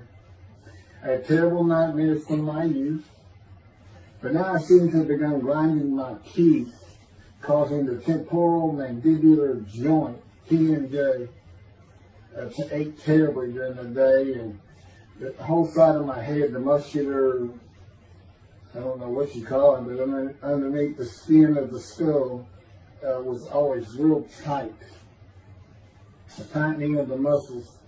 It was difficult to even talk to people at some points. For 27 years I had that headache. I tried everything. Even surgery on the TMJ, and another surgery where the doctor severed my upper jaw and then trisected it from my skull and spaced it to fit my lower jaw. All to know that I could not stop the nightmares and the grinding of my teeth. Mouth guards helped my teeth, but the pressure was still there. I literally feared going to sleep. I didn't want to wake up the next day sometimes because I knew how bad the pain would be there again. It completely ended my dream of being a trial lawyer. So I got an associate position in an oil and gas firm and began learning how to prepare title opinions for oil and gas companies on tracts of land they plan to drill on. Basically, a title opinion is you start insolvency, which is when the state granted the land to someone, usually great, large tracts of land, and from there you get parceled out and cut up, and I'd be chasing one small tract within a very large one almost 200 years ago in the early 1800s, and I would have to create genealogical charts of heirship, for people who died without a will. And they had to know who the family members were, and I got very good at it, and I really enjoyed it. I did a small towns throughout Texas, and into their courthouses where they would keep all the records of every transaction, of every piece of land in the county. But anyway, there's an awful lot to it. I do go into it in some detail in the book, but I'm not going to for this video.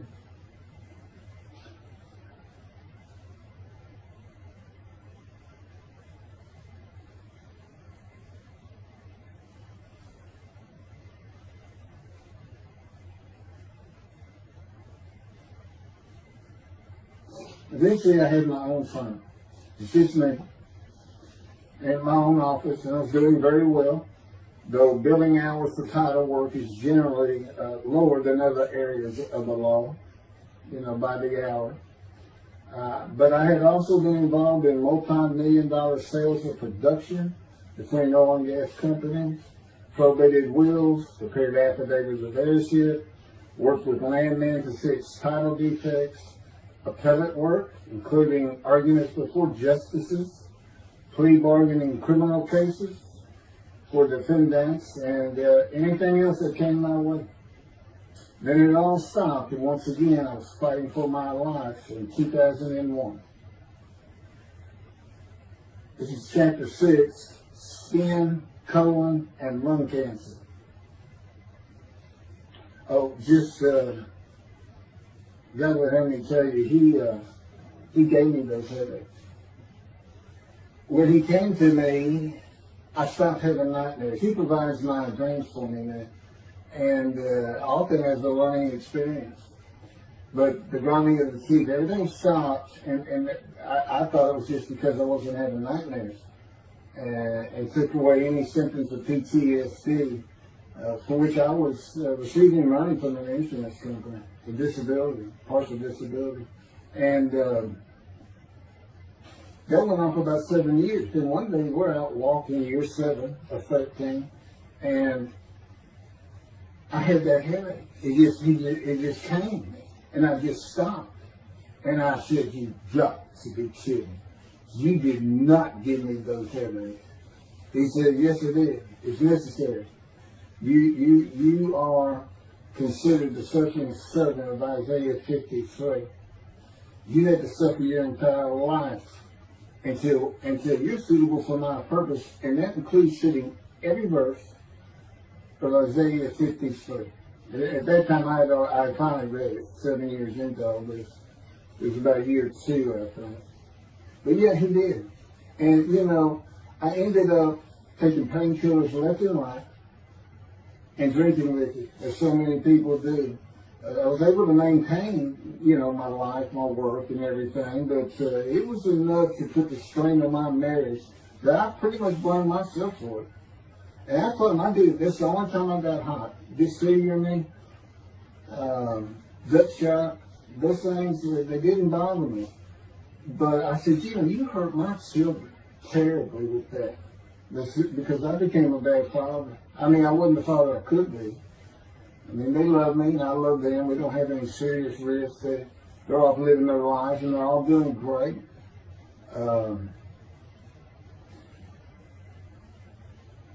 But if they consider themselves anything, they're Christians. And although I don't think any of them are overtly religious, or that they're in church every Sunday or anything like that, but you know, when I started going to the conservative synagogue here in town, and I told him I was converting to be Jewish, they're pretty much just saying I would be a Jew, I guess. I'm not sure that I didn't believe in Jesus. There's probably more of it, God says. But really hasn't talked to them much at all in 7 or 8 years. So, but anyway, so God gave me the headache, just to make sure.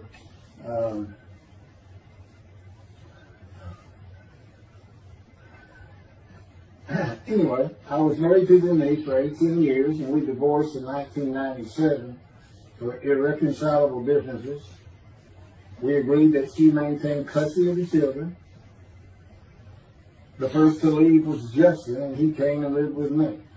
Then Brooke started getting in trouble, who is, as tough as she is beautiful. Her mom's very difficult to get along with. Justin was a lot like me at his age. Trouble followed him everywhere he went. Like me, he was hard to talk to, and like me, his getting out of high school was a coin flip. He's doing great. He learned the oil and gas landman business, and I helped him out as much as I could, and friends of mine helped him out even a lot more. And he's very successful in it. Married, no children. Laura's married, no children. She's got a great job. And Brooke is married with 2 children. I have 2 grandchildren. Long life, sweetest children. You'll see what I'm talking about, long life, when I get to lung cancer that God chose to crush me with. Something had to be done, and to make matters worse, Denise had met a man, and they were going to get married. But he didn't want Brooke. to be part of their new family, or Justin for that matter. He wasn't going to go stay with them anyway. Now, I had 2 of the children, and she had 1, but all still in her custody according to the divorce decree. So anyway, I stopped paying child support on those 2. But had not gotten around to the proper revision of the divorce decree when I took Justin and Brooke with me to live on the Big Island, Hawaii. Laura came with us to visit for a month. This oversight on my part resulted in Denise and now her 3rd husband filing papers in divorce court for past child support for all 3 children, for the time I had begun paying her 1/3 of the original amount. I represented myself. I had 1 contempt of court and was locked up for a day, but I never had to pay that money. By verbal agreement, I sent Laura back exactly 1 month later. I could not leave her out, and I wanted her to see where her brother and sister would be living. They were all so close and protective of each other, and still are to this day. And she was so sad. One of the hardest and emotionally painful things I have ever done was put her on the plane back to Houston. I can't think of anything else. The backdrop to moving to Hawaii was my firm was in dire need of new work. But the oil and gas industry was down. It's always up and down. And my clients were not drilling.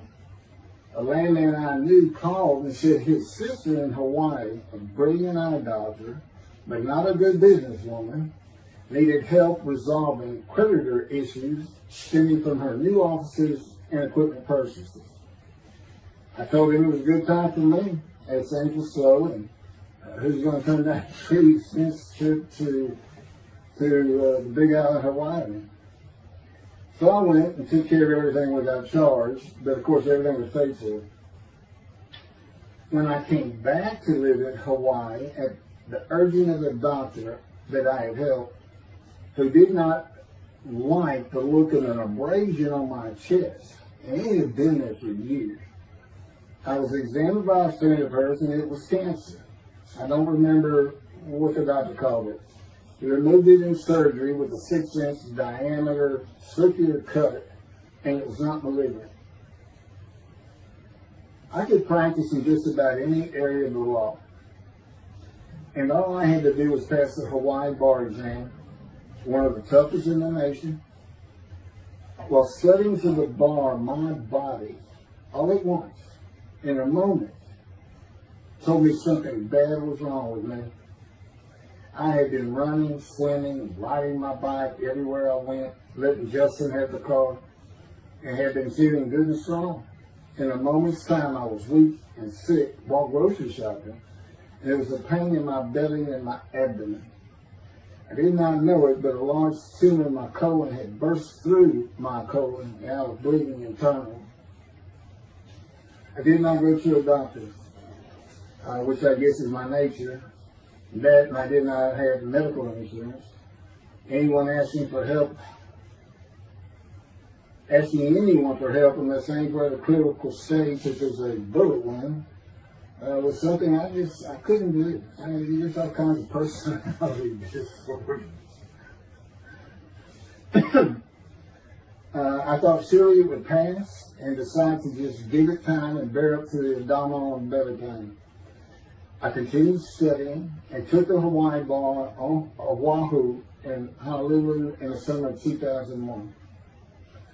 I had lived in pain for so many years from my headache, and passing the bar was so important, I just kept going day by day. Pain was getting worse, and but I kept exercising. It's the only time I didn't focus on the pain. I had always been a fast healer, and I thought that any day it would just go away. I finally could no longer take it. Brooke, it turns out, was in Houston visiting with her mom, and I left Justin at our little, we called it the little green shack. It wasn't much to it. We weren't there very often, really, sit to sleep, and went to Houston to find a doctor for diagnosis, staying at my parents' townhome. This is where I'm at now. I had allowed my major medical insurance to lapse using premiums for child support when things had gotten lame. I just needed someone to tell me what was wrong. I would find a way to take care of whatever the diagnosis was. Early September, I was close to dying, lying on the floor of a dingy apartment of a friend who traveled for work. I could no longer get up to even try and get medical help. And I had not told anyone how bad it had become. Then the planes hit New York. Seeing how grief-stricken so many relatives were on the news, I began to think for the first time how awful my children would feel when they found out how and where I died all alone. So I asked my father, again, it's hard for me to ask people for things, for the money to pay for a colon examination that had been suggested by a doctor at one of those clinics you find in a strip mall, the only places I could afford. The doctor who performed the colonoscopy finally found what was making me so ill and unable to eat. A malignant tumor 6 to 8 inches long that had burst through my colon, and I was bleeding internally. You know, I come out of anesthesia, partial anesthesia, and he's holding this picture, and it's this great big purple blob issue. I couldn't get the scope past this. It's not a good way to wake up. To say it crushed me in my life is an understatement. The pain, the weight loss, inability to eat. All I could do was drink calorie drinks. Began about 4 months before the colon examination. That was 4 months of sheer pain. But as it turns out, I did pass the Hawaii bar exam. It was now early October 2001. The doctor told me, look, you don't have insurance. Go to Bentown Hospital. That's the hospital I went to when I got gut shot. Gunshot. I prefer gut shot. Sounds good. Forget it, man. He gave me the picture from the procedure showing what he could not get the scope past. He's shaking his head and saying, you should have come in much earlier. So I went to Bentown thinking I was here in 75 on October 5, dying, but I did survive. And here I am again on the first week of October 2001. I showed the pictures to the admitting nurse.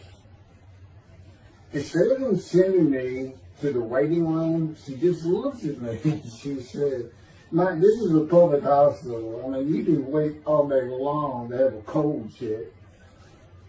She looked at me and said, why did you wait so long? And how are you still alive? And I told her, I have no idea. She did not send me to the waiting room. They had an orderly take me immediately to a room. There they hooked me up to a morphine machine where I could hit a button at a time interval I can no longer remember and receive a small dose. I do know I never missed one. I was very depressed. My parents who waited in that line for admittance with me looked so sad and depressed. It was not one of my better days, though I finally had some pain relief. Day after day, I lay there waiting for the next test they would run. It was during this time I received notification that Denise had filed papers in the divorce court to recover monies for the time I was taking care of 2 of the children. That's also when I received notification from Hawaii that I had passed the bar exam. So, you know, Bentown Hospital, what a lifesaver. I mean, young surgeons in like Baylor University, medical schools, you know, it's a prime position to get your hands on if you're going to be a surgeon. Because you're in surgery all day long and all night long, as long as you can stand up. They're bringing people in. It's just a real hot spot in Houston and a great hospital. But it's not a place you want to stay. You really don't. My doctor would come in and be out so fast, I never knew what was going on. He did tell you my previous surgery to my abdomen, where they opened me up from stem to sternum, complicated removal of the tumor. On October 25, my son's birthday, who was now stuck in Hawaii, They cut me open again and removed the tumor. It was about a week or so later, I was released with a schedule for chemotherapy. I returned to the dingy apartment all alone, and I just stared at the television for weeks. I did, and chemo was so depressing for those who had to go into it. A small room with big chairs for about 20 people who all looked like death, including me. Everyone with an assortment of bags of chemo dripping into our arms for hours. It took about 8 hours before I really got sick from it. And I had to park a long way to avoid paying for parking and drive a long way to the apartment. It was a very gloomy fall in winter. When I completed my chemo of once a week for 6 or 9 months, more tests were scheduled. I do not remember how many months the chemo lasted. I do remember I did not finish, missing the last 3 sessions. At the end, I could not get out of the door without bursting into tears and just not going. It just wore me down to nothing. On the right side, it was my goal. I had my own apartment called the Loft. It was brand new and very nice on a bayou close to downtown Houston with a running trail alongside it and lots of woods near Memorial Park where I had been running a 3-mile circuit since high school.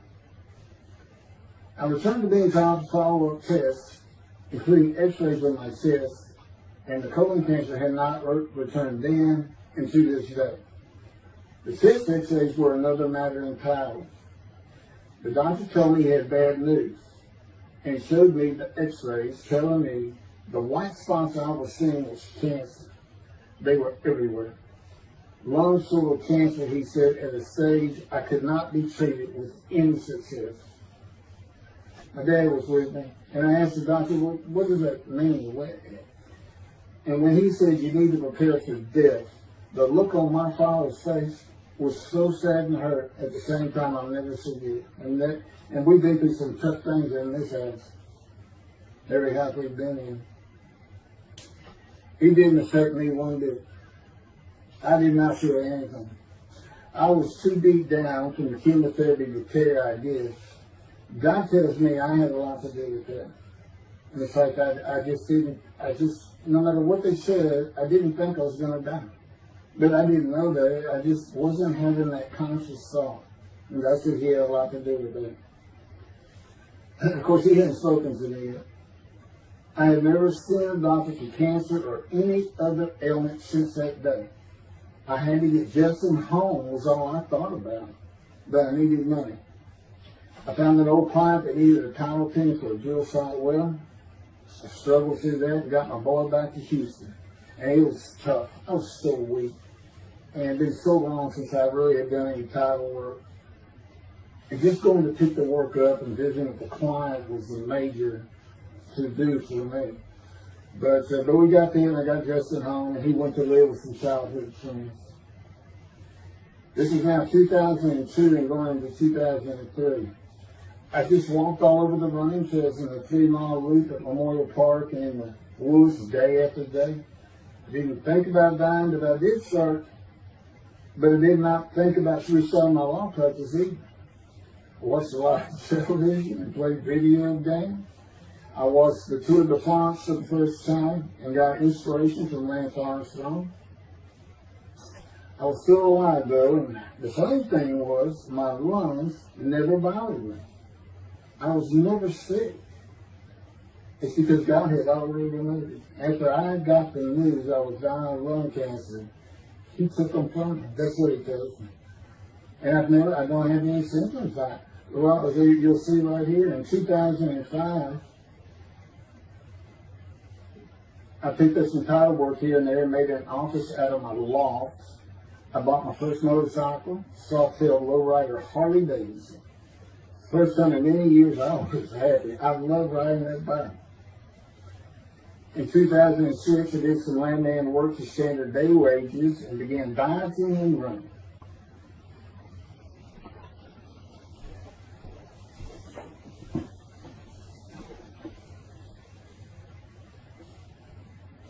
Once again, my camera only goes for 29 minutes and 59 seconds, and I'm going to back up just a little bit. In 2006, I did some land work for standard day wages and began diving and running.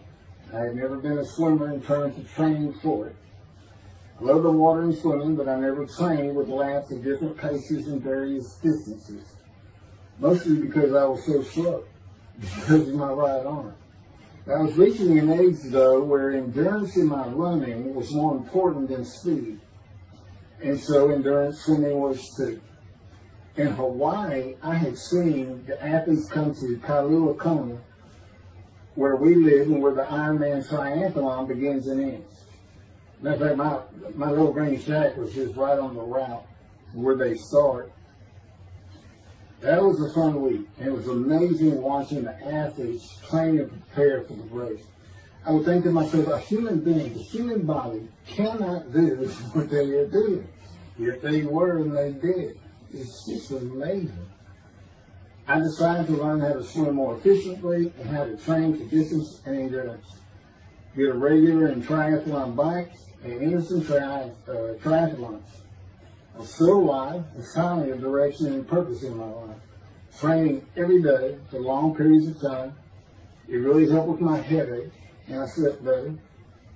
In 2007, I signed up for the March 30, 2008 Lone Star Half Iron Triathlon in Galveston, Texas, and the October 5, 2008 Longhorn Ironman 70.3 in Austin, Texas. You cover 70.3 miles, and you got to do it under 8 hours. And I did real well in the first one. As far as my time, it's 7 minutes, 7 hours and a little bit, but I barely made it without disqualification in the one in Austin. And it's primarily because of the hills. It's this very hilly area in central Texas, I did. But I did make it, and swore I'd never do another one. But I did it after the first one too. It's tough. My insurance is still paying for my inability to work, primarily based on the headaches and a diagnosis of PTSD. So I was not working, and I got real serious and trained to swim the 1.2 miles in the ocean, and that would be in Galveston and in a lake in Austin, 56 miles on the bike, and a half marathon, 13.1 mile run. That's what I was able to do with a diagnosis in 2001 of lung cancer that could not even be treated, stage 4. And that's just about impossible. It would take a miracle of God for that to happen, because generally you're going to die within 1 year. They say if you get lucky with good medical treatment, you might make 5 years. But 1 year is the standard, if you can make it that long. That's not proof that I offered myself to guilt for God. Because you can't, it's not something provable. All you can do is see the result of that offer. And again, guilt and emotion. I got way too many videos and everything to get too detailed on it. But that is the proof. You know, I got the colon cancer 20 years ago when the plane hit New York. And it's but that was 2009, right? Too many things go through my mind when I start thinking about those cancer years. But God, He removed it. He had something for me to do, but that's verse 10. God chose to crush him with the disease. And as I've mentioned, the reason He chose that is to show that I was blemished, defective, could not possibly be an offering for sacrifice, because He knew what the Gentiles were going to do. They were going to put an unblemished lamb in there and call the Jewish people's Bible their own, and use the laws of Leviticus, not unlike Mr. Toby the singer and his 6 million blemished lamb sacrificed by Hitler, the righteous servant of God. How that seems to read. He's welcome to respond any way he wants to do that. But it's on the video, it's in the book, it's in quotes by him from his midrash, from his site. And he said, share this with everybody. Everybody can take it. Just share how great my knowledge is. Well, it's lacking in some areas. We don't question he's an intelligent man, but his reasoning capabilities, in my opinion, at least it's Isaiah 53, are severely wanting. I am that man. And God's going to give Christians hell with it and with me. Just like I just heard this for the first time on the video. When all of a sudden he had me say that Jesus announced he wasn't the man of Isaiah 53 on the cross when he said, Father, Father, Father, why are you forsaking me? Because he was about to die. And Isaiah 53, who he thought he was, and he's not, who he doesn't fit the verses, but he thought he was supposed to be exposed to death, but given long life. So boldly he goes into the Roman Jerusalem and gets himself taken up. He's not worthy. Delusional, yeah, maybe. But as far as I'm concerned, he's nothing but a story. He never existed. The story starts with the ascendance of the Red Sea Scrolls and the teacher of righteousness. Real quick, I'll go over that. Here's the thing. Their founder is called the teacher of righteousness. Okay? They were great followers of Isaiah. They had the great scroll of Isaiah. They're prolific writers and copyists. They had their own gate at Jerusalem. The Ascends Gate. Now, the New Testament never mentions them. You got Pharisees, Sadducees, Ascends, but they never mention an Ascend. And Jesus, quite frankly, would have been one of them. Because they embody who he is.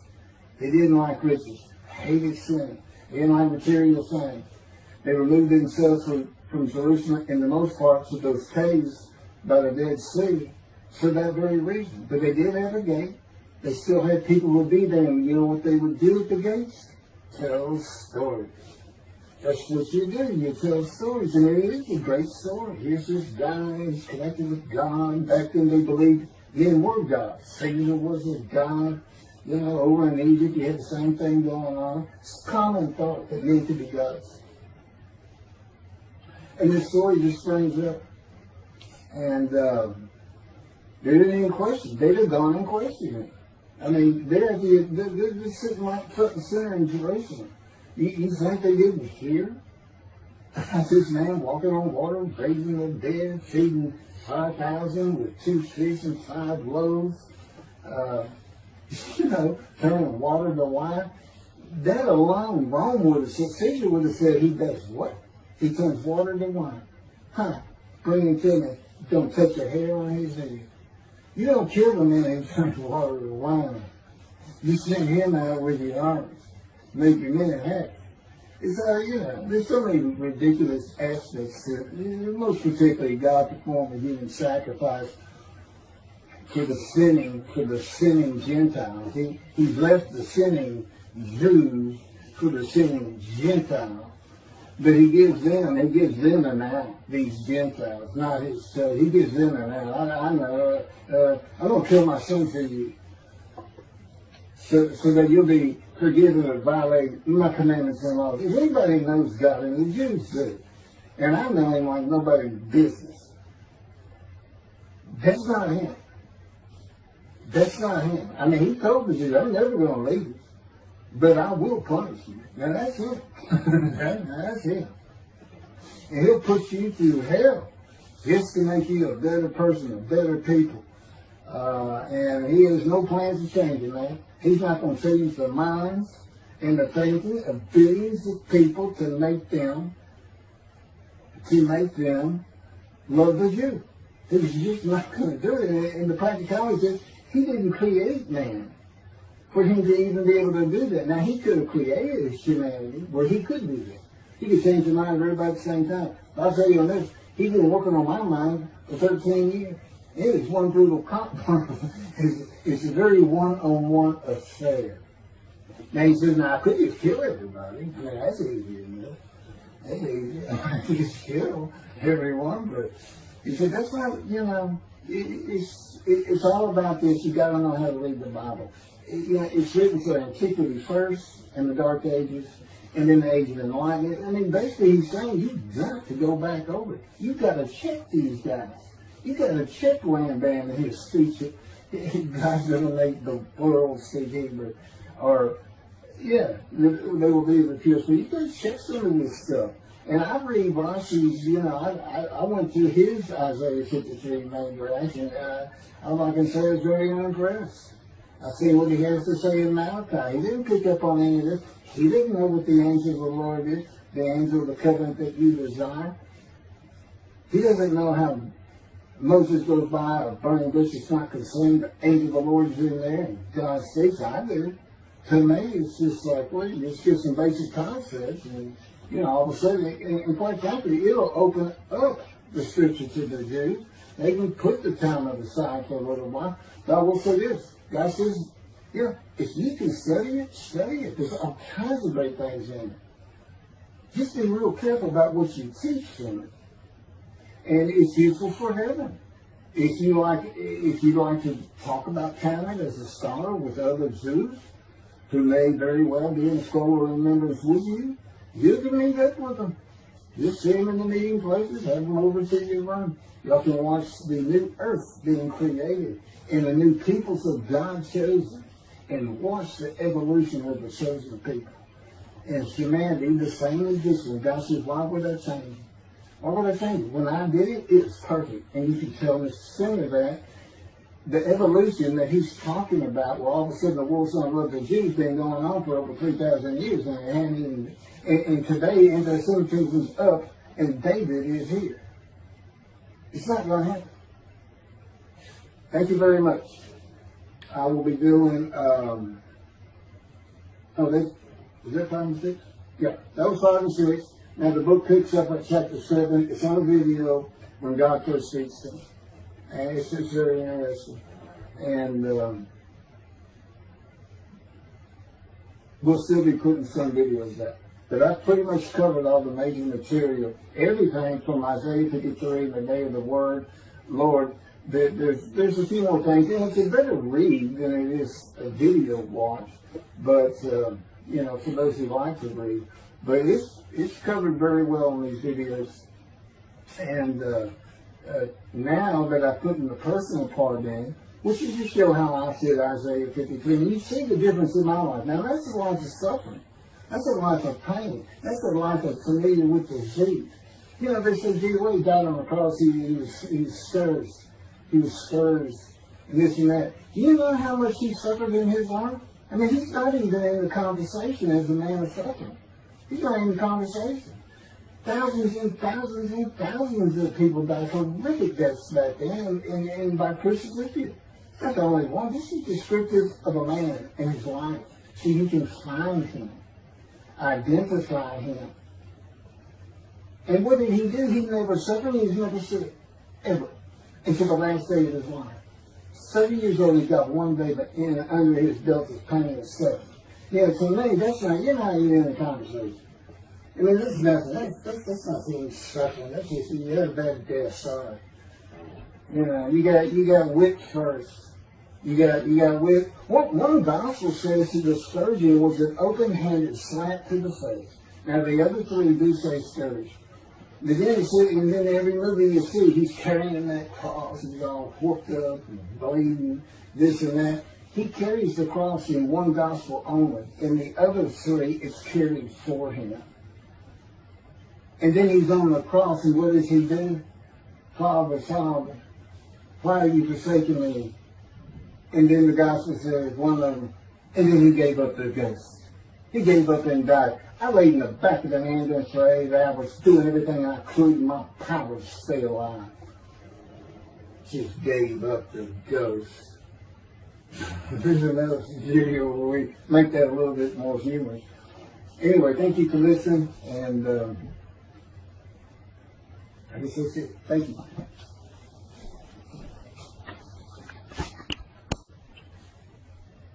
This is a video that leads into a brand new very distinct, not heard from before, commentary on Isaiah 53, which begins actually in Isaiah 52.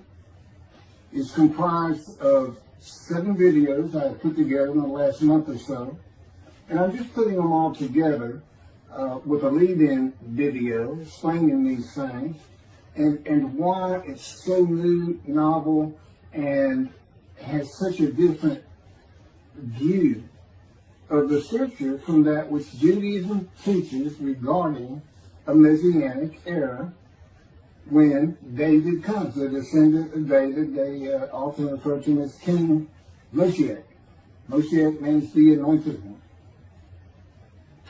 And you'll get the idea from the title of this video real quick. God speaks to an atheist. And it began like this. The doctors who gave me 1 month to live from lung cancer in 2002 that developed from my colon cancer metastasizing would have been surprised that I was still alive, to say the least. I had stopped thinking about the lung cancer years before. The white spots in the x-rays that filled my lungs like the stars in the night did not inhibit my breathing or slow me down in any way. At this point in time, I'm training for my first triathlon. And I didn't start small. I did a half Ironman. It's 1.2 miles swimming in an ocean, 55-mile bike ride, and half marathon, 13 miles. They call it the 90.3. One Saturday in the fall of 2007, I was cooking lunch in my small kitchen, post-divorce, and at the stove, when God said, from just a little behind me, as though somebody was speaking to me right here, and above my right shoulder, which is this figure, wash your hands. I turned around to the sink, washed my hands, and turned back to the stove. Now understand, I've been an atheist for 50 years. I mean, I completely denied the existence of God. And then from right here, a small, quiet voice, like an account they have with Elijah at the cave, said, wash your hands. And I simply turned around, washed my hands, and went back to the stove. I didn't say a word, and I didn't even keep thinking about it. I just did it. That was it. It was as though he had always been there. Just as to Adam. That's what I liken it to. And he dictated this to me. This is from my book, the book of my life that God dictated to me. It's called The Righteous Servant of God of Isaiah 53. No, the life of God's righteous servant from Isaiah 53. And he put it together. And he did it because he actually came to me, as Jeremiah would say, in the womb, but in my first year of life. And like Ezekiel, lit and entered me. So that part of chapter 11 of Isaiah happened well over 62 years ago. That's when that happened. That's when Moshiach was here. For all these rabbis and commentators who have been saying, he's here, no, he's here. Well, he's been here, I've been here a long time, I just wasn't prepared and hadn't even heard his voice yet. But what he did, with Jeremiah, he made sure he was a priestly, godly man and guided his life. With me, it was to make sure I fit every single verse of Isaiah 53 as only I can explain it, what it's for, what it all means, and live a life of suffering familiar with disease. God chose to crush him with disease that he would offer himself for guilt and receive long life to see his children. That's not proof that it happened. It told me 20 years ago, we can't treat this lung cancer. It's too advanced. You're going to die. And you're going to die real soon. You need to prepare for it. And it did crush my life. I stopped work. I just kept waiting to die. And I'm getting dying now. I'm training, at this point, in 2007, I'm training for a triathlon. I finally said, the heck with it all. And that's the proof. Crushed with disease, exposed to death, that's in verse 12, exposed to death, and here I am, 20 years later, still going. Him seeing Dr. Since never received any treatment, which is unheard of with lung cancer. And had colon cancer before that and had skin cancer. I'm a man familiar with disease, that God chose to crush the disease, and these 7 videos put together as one. Obviously, I wouldn't ask or want, and I couldn't do it, to listen to them all at one time. But I know you can mark your spots and everything. But it was spread out in 7 different videos, and I thought, well, the next video I'll do, I'll have a preamble to it and explain. This is not fooling around. Once you learn my version, which comes from God, of when Moshiach comes, the day of the Lord, which is left out of the Messianic era. But if you ignore me, God says, as my role as Elijah, God says, when he does return to his temple suddenly, it's going to be with, and it's not there, it's going to be with utter destruction to the land. Okay, all this is explained, so I'm not going to keep going in detail and carry on with God first speaking to me, but it was as what Adam would have felt like. This is natural. I mean, to him, you know, having somebody speaking to him from above him, from up here, from within him, it's perfectly natural. And he wouldn't be falling down in reverence and I'm not worthy and all that. It would just be this person's always talking to him and telling him what to do. The fact that he doesn't see him wouldn't probably enter into his mind. This, you know, this is the natural order of the world for Adam and me, particularly today, 13 years later. Still in God's final refinement, preparing me, and now we have the books, the unpublished, Jewish publisher, Christian publisher. I dare not even send it to them, because how harsh I am on Jesus Christ, who said he was the man of Isaiah 53, and it's because of him I had to get crushed with cancer. That's what that's all about. God doesn't have to crush you to make you offer yourself for guilt. He just seized Ezekiel and put him through the fire of refinement, the anguish of it, and sent him off to be a prophet to the Assyrian, Babylonian exile, of which he was one, actually. Ezekiel, the book of Ezekiel is the key to Isaiah 53. That's my backer. See, God, these videos, everything, the way where he put angel of his presence and Holy Spirit, that Judaism doesn't recognize. A host of the Lord's host. It's in the book of Joshua, one time. He did it so they wouldn't find it. He knew what this was going to be about. These are my proofs. This is what it's all about.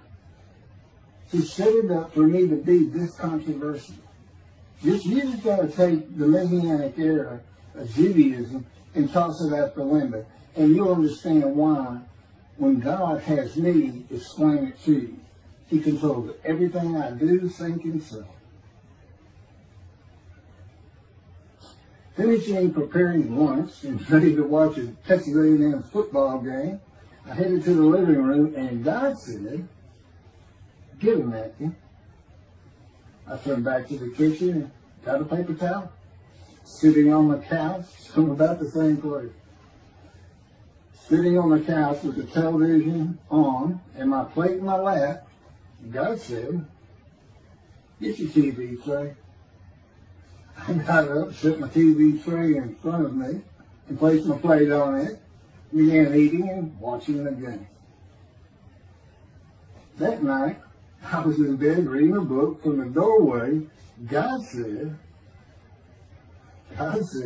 "Tomorrow we're going to Bed Bath and Beyond, the store, to buy a shower curtain, sheets, pillowcases, and shopping journals for things that you need." I said, "Okay." and continue reading my book. That's God spoke to an atheist. That's how it started. We call it the early years now. Talk about it. It was so different from the way things are and all the same in the same breath. And I have since done this. It was by his power upon my emotions and thoughts that his presence with me was though he had always been there. In other words, when you read in the Hebrew Bible, God calls somebody's name like little Samuel, and he says, here I am. Here I am. Now there's some accounts of people falling to the ground, but he can put a silent knowing to you. He can put knowledge within you, your mind, where you never hear a word from it. In other words, put into your mind the God of all creation is about to speak to you. And he doesn't have to say, stay calm. He controls emotions. He's saying, Keith, I created emotions. And there's nothing I can't do with yours, and believe me, it's been proven to me. I'm not going to get into all that. This story goes on. It turns out he had been like Jeremiah from the womb when he passed by that. I've never been affiliated with any church or synagogue. I've never had any teaching from yeshiva or seminary. Throughout my life, I did not. Let's put it this way. I was the actual opposite of Jesus Christ. Actual opposite. I'm a sinner. You know, I mean, he took me back. He said, look. Yeah, because I said, well, I wasn't that bad of a sinner. It was. He said, still it. Still, he'd go off in vision like the story of Scrooge and the Ghost of Christmas Past. I said, I started getting smart with him. This is us talking friend to friend. I can talk to him like he's just a buddy sometimes. There is a line I know not to cross.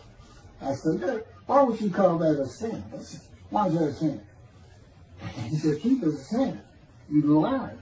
I said, you did, but if I didn't lie, I was going to jail. He said, but that don't make it good. I said, well, which comes first? Going to saving yourself? Or lying? And so what? I didn't believe in you anyway. I wasn't worried about going to hell either. I didn't think about this thing. He told me, man, I didn't let you. That's why I was with you from the get-go. He wanted me to be fresh. No preordained, settled in thoughts and beliefs on anything. And of course, I grew up in Texas for the most part, so it would have been Christianity. I didn't associate with anybody who was religious. I didn't even know what the term Jesus meant. I didn't even know that Jesus died for my sins, supposedly, in reverse theology. And I didn't know that there was a problem between Judaism and Christianity. Jews and Christians. I didn't know that. I had plenty of Jewish friends. And, you know, I was in the late 60s, 70s. My formative went into my teen years, and, you know, he treated everybody as an equal. I never thought about it. Including African Americans, who in my day, we just said blacks. I guess it doesn't go anymore. But they're great friends of all kinds. My best friend, I didn't even know he was Jewish until I saw him on Facebook 4 years later. So anyway, let me jump ahead.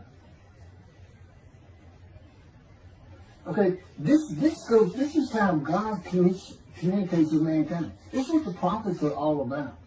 It's not just Ezekiel, a spirit lit and entered into me. At that moment, God was speaking. And then he says, at that moment, a spirit entered into me, and then I could hear God's words. So he's saying, and that means God is in his spirit. And it's just imagine the presence of God is his mind, and it is composed of elements of the unseen realm that we can't understand, and spirit he created, and the angel of the Spirit, the Holy Spirit, he created. But that's completely different elements. His presence is different from God's presence. But they're like big clouds. And they can float together and be as one cloud. Okay, that cloud is what descends upon you. They are within me and without me. If you, this audience, was in a room with me, they would envelop you all around you. You'd be in the presence of God.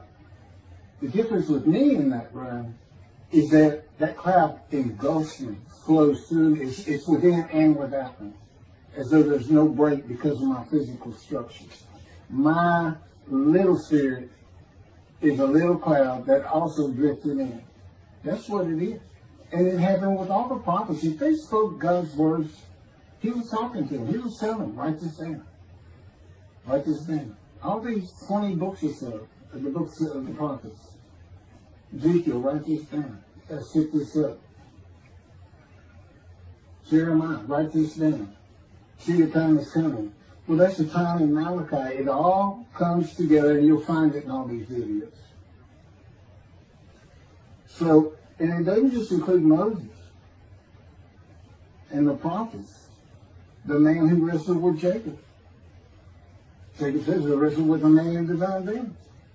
Well, you know, Judaism doesn't acknowledge the Holy Spirit's a person, which is beyond belief, because there's so many references that this is clearly a person, the angel of his presence. But it's just God going to a man saying, hey, wake up, I'm the God of this land. See this man over here asleep? His name's Jacob. He's got his head on a rock. Go jump on him and start wrestling. Don't worry about it. I'm going to orchestrate the whole thing. You'll be fine. And the guy would have said, yeah, I am. Let's go. That's how he does. And Judaism says the man in divine being is an angel. No, you know. That'd be like saying, I'm an angel. And you wouldn't want to say that. Well, you wouldn't want to say it to me before he came to me, because I didn't let me mad. I had a hell of a temper, just like Moses did, and like Ezekiel did. And God knows how to knock it out of you, to where you smile and laugh a lot. Because I never used to. Well, you got to read the book, and you'll get it. You'll get it. And I'm just, you know, just like a lot of people, I've been through too much, hurt too much, suffered too much to have any thought that there's anybody upstairs, you know, who cares about me. It's just don't even mention his name around me. You're gonna fight, or I'm waiting for you, and you'll never see me. You're gonna do that because it just makes me. All that's gone over. Lots of stories on that. Oh, and the Spirit speaks. He's got his own personality. He's angelic. He has a very childlike voice. And he's just nothing but a ball of humor. He can have me say he's the greatest comedian of all times of the universe. And he's just a joy to talk to him. And he has the smarts of God. But I have instant communication with him. I have instant communication with God. It's like there's three persons in my mind. This one cloud, it's three clouds. It's two spirits and the elements of God's mind. And slow process of 13 years, and there's 13 years of, and this is from Isaiah 53, punishment, wounding, chastisement, maltreatment, crushing, bruising, and I'm telling you, he's relentless. This is the stories, and I have a lot more once I get to Israel, and I have full confidence God's going to get it done. There's one thing I don't worry about. 13 years, a year and a half of trying to get books published, denied by everybody who even bothered to answer me, because it's just so different. And it can only go to Jewish publishers, and it's just like, well, this isn't just simply believe, and it sounds like he's saying it's him, and this and that. Well, I was. God said I made sure I didn't get them published. I wanted to do the videos first. You see, I'm not on the executive committee. I don't know what's going on 99% of the time. I don't know what I'm going to have for dinner. I no longer have self-will. I can't ask him for anything. There's all kinds of reasons for that, such as, you know, if one of my kids gets sick and he doesn't heal them up, you know, cancer or something, Am I going to be disappointed? Am I going to be hurt? The answer is no. He's trained me too well to even bother asking. If he's going to do it, he's going to do it. I know he has the knowledge, and he's right here with me. So, it's a long, detailed process. I know things from his perspective. This is another reason the Messianic era is not going to happen. And it comes out in these sins. But the Holy Spirit, the angel of his presence, we're friends. God says, I can't be friends with human beings. I said, well, we're friendly with each other. He said, yes, that's right. I said, God Googled this, and technically you are my friend. He said, well, I know, but I just don't acknowledge it. I said, why? He said, because I'm God. That's what I am. I get to do whatever I want. And he's just messing with me. It's just like having a friend. Of course, it's a true statement. He can do whatever he wants. But he's pretty stately and regal. But, again, we live together. I've lived with him for 13 years now. And it's never going to end until I die. I wouldn't even know what to do. And he said, if I left you, you're going to fall down dead. You're not supposed to be alive. I keep you alive. So I took that cancer from you, but I just put it back in if you do something that you want to leave. I said, well, what am I going to do? No self-will. To an extent, no self-thought. And I told him, I'm not even a human being anymore. He said, well, what are you? I said, I don't know. I'm a man in the divine being, but I'm not human. I don't have self-will. That's what distinguishes you as a human being from an animal. He said, but I'm being a human for you. I'm providing you self-will. So you do, in a way, have it. So you're still a human being. I said, well, I'm dead. He said, why are you dead? I said, because it's like my brain's not connected to my spirit anymore. It's like you're sending all the information in. And that's about heaven. I haven't lived the existence in heaven as to my thoughts, because in heaven you won't have a mind. The heaven for the Jewish people only, I might add. You won't have a mind. God got to provide it for you. He's got to be you for you as a completely new and different creature. Still you. It's very amazing story on how that does. And I'm talking all these things and literally experiencing, not only in the real, but in visions. I've had more visions than, if you count every single vision in the Hebrew Bible and the New Testament, I've had easily double that. And I'm a walking visual. God's communication, and this actually shows up in the story of Moses, he won't let me tell right now. But he puts images in your mind. Instead of saying a sentence, you get something in your mind, a picture. Anyway, I call it visuals. And you can be wide awake for those. And I can be in vision wide awake. Okay, so we finished our shopping. You get shower curtains and everything.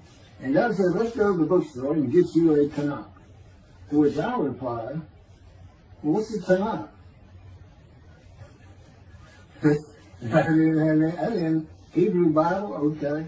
Well, I know the Holy Bible, the New Testament and Old Testament. And on we go. My son to learn for the first time. At Barnes & Noble, we looked at all the Hebrew Bibles and purchased the Jewish Publication Society's Tanakh, the Holy Scriptures, which is a translation that began in 1956 and was published in 85. And then he spent 30 years on the Leningrad Codex, the oldest Hebrew Bible in existence. They started from scratch. I hear these rabbis and people say, well, I know what these translations are, this and that, and this and that. And guys, just go with the JPS. They hear it right just about every single time. I've only found one thing that I don't understand how they miss it. But it's in 53. It's the 1985 edition. That's the best translation you can get out there. And I don't just hear God speak to me. His presence is heavy. And I'm also, it says he pinned Ezekiel's arms behind his back with his cords of power. And by his cords of power, Ezekiel could not leave his house. That's in Isaiah 53. He took him from the land of the living. Took him from society. The man of Isaiah 53 lives, so he's taken from society, but that doesn't, from the land of the living, that doesn't mean he died. And there's no crucifixion in 53. So You start to see how Ezekiel is so important in this. And that's where you find out about the covenants of friendship that come with God in the day of the Lord when Moshiach comes. Again, you don't hear anything about it in this Messianic era. I'll tell you this. I think the Jewish people are going to like this better. I think throwing out all that rubbish Judaism's been teaching from back in antiquity, that's where they're stuck, and see what's really going to happen with God coming back, a man in divine being, with the capabilities of Moses, Elijah, descendant of David, all their attributes, okay, are in me. I can be each and every one of them, and I can be all four of them at one time. And God can speak to me. So, it's going to be fun, and he wants his temple rebuilt. That's the purpose of Isaiah 53. It says, a purpose which might prosper of God. But it doesn't tell us what the purpose is. Well, we find it in Malachi 3. I sent my messenger before me to clear the way for me, and I shall return to my temple suddenly. But the covenant that comes with David says, I'm going to place my sanctuary amongst you. He already knows it's not going to be there. And then we have Elijah in Malachi 3. Well, he's got a purpose that might prosper. And if it doesn't, God comes with utter destruction to the land. And again, you don't hear it with the Messianic era. Utter destruction to the land. There's 7 million Israeli Jews. How can you not read that and go, that sounds an awful lot like, I'm going to raise up armies against you. How can you just ignore that? Well, anyway, we're going to see stuff. And the purpose that might prosper, I never believed that. I think that just puts the man of the righteous servant of God of 53, I think that puts him with, he's got the same purpose as Elijah. Elijah is supposed to bring the families back together through the laws and teachings God gave Moses, or being mindful of them.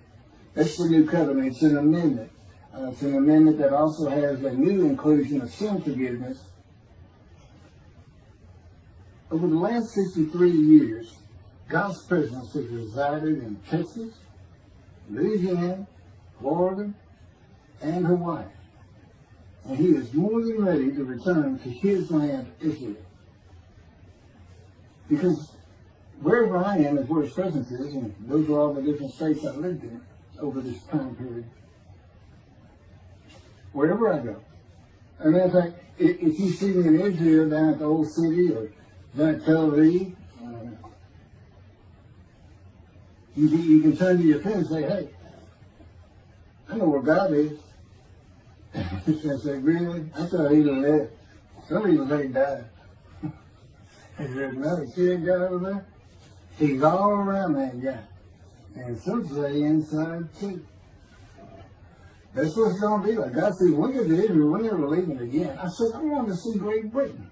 He said, it's like, did you just ask for something?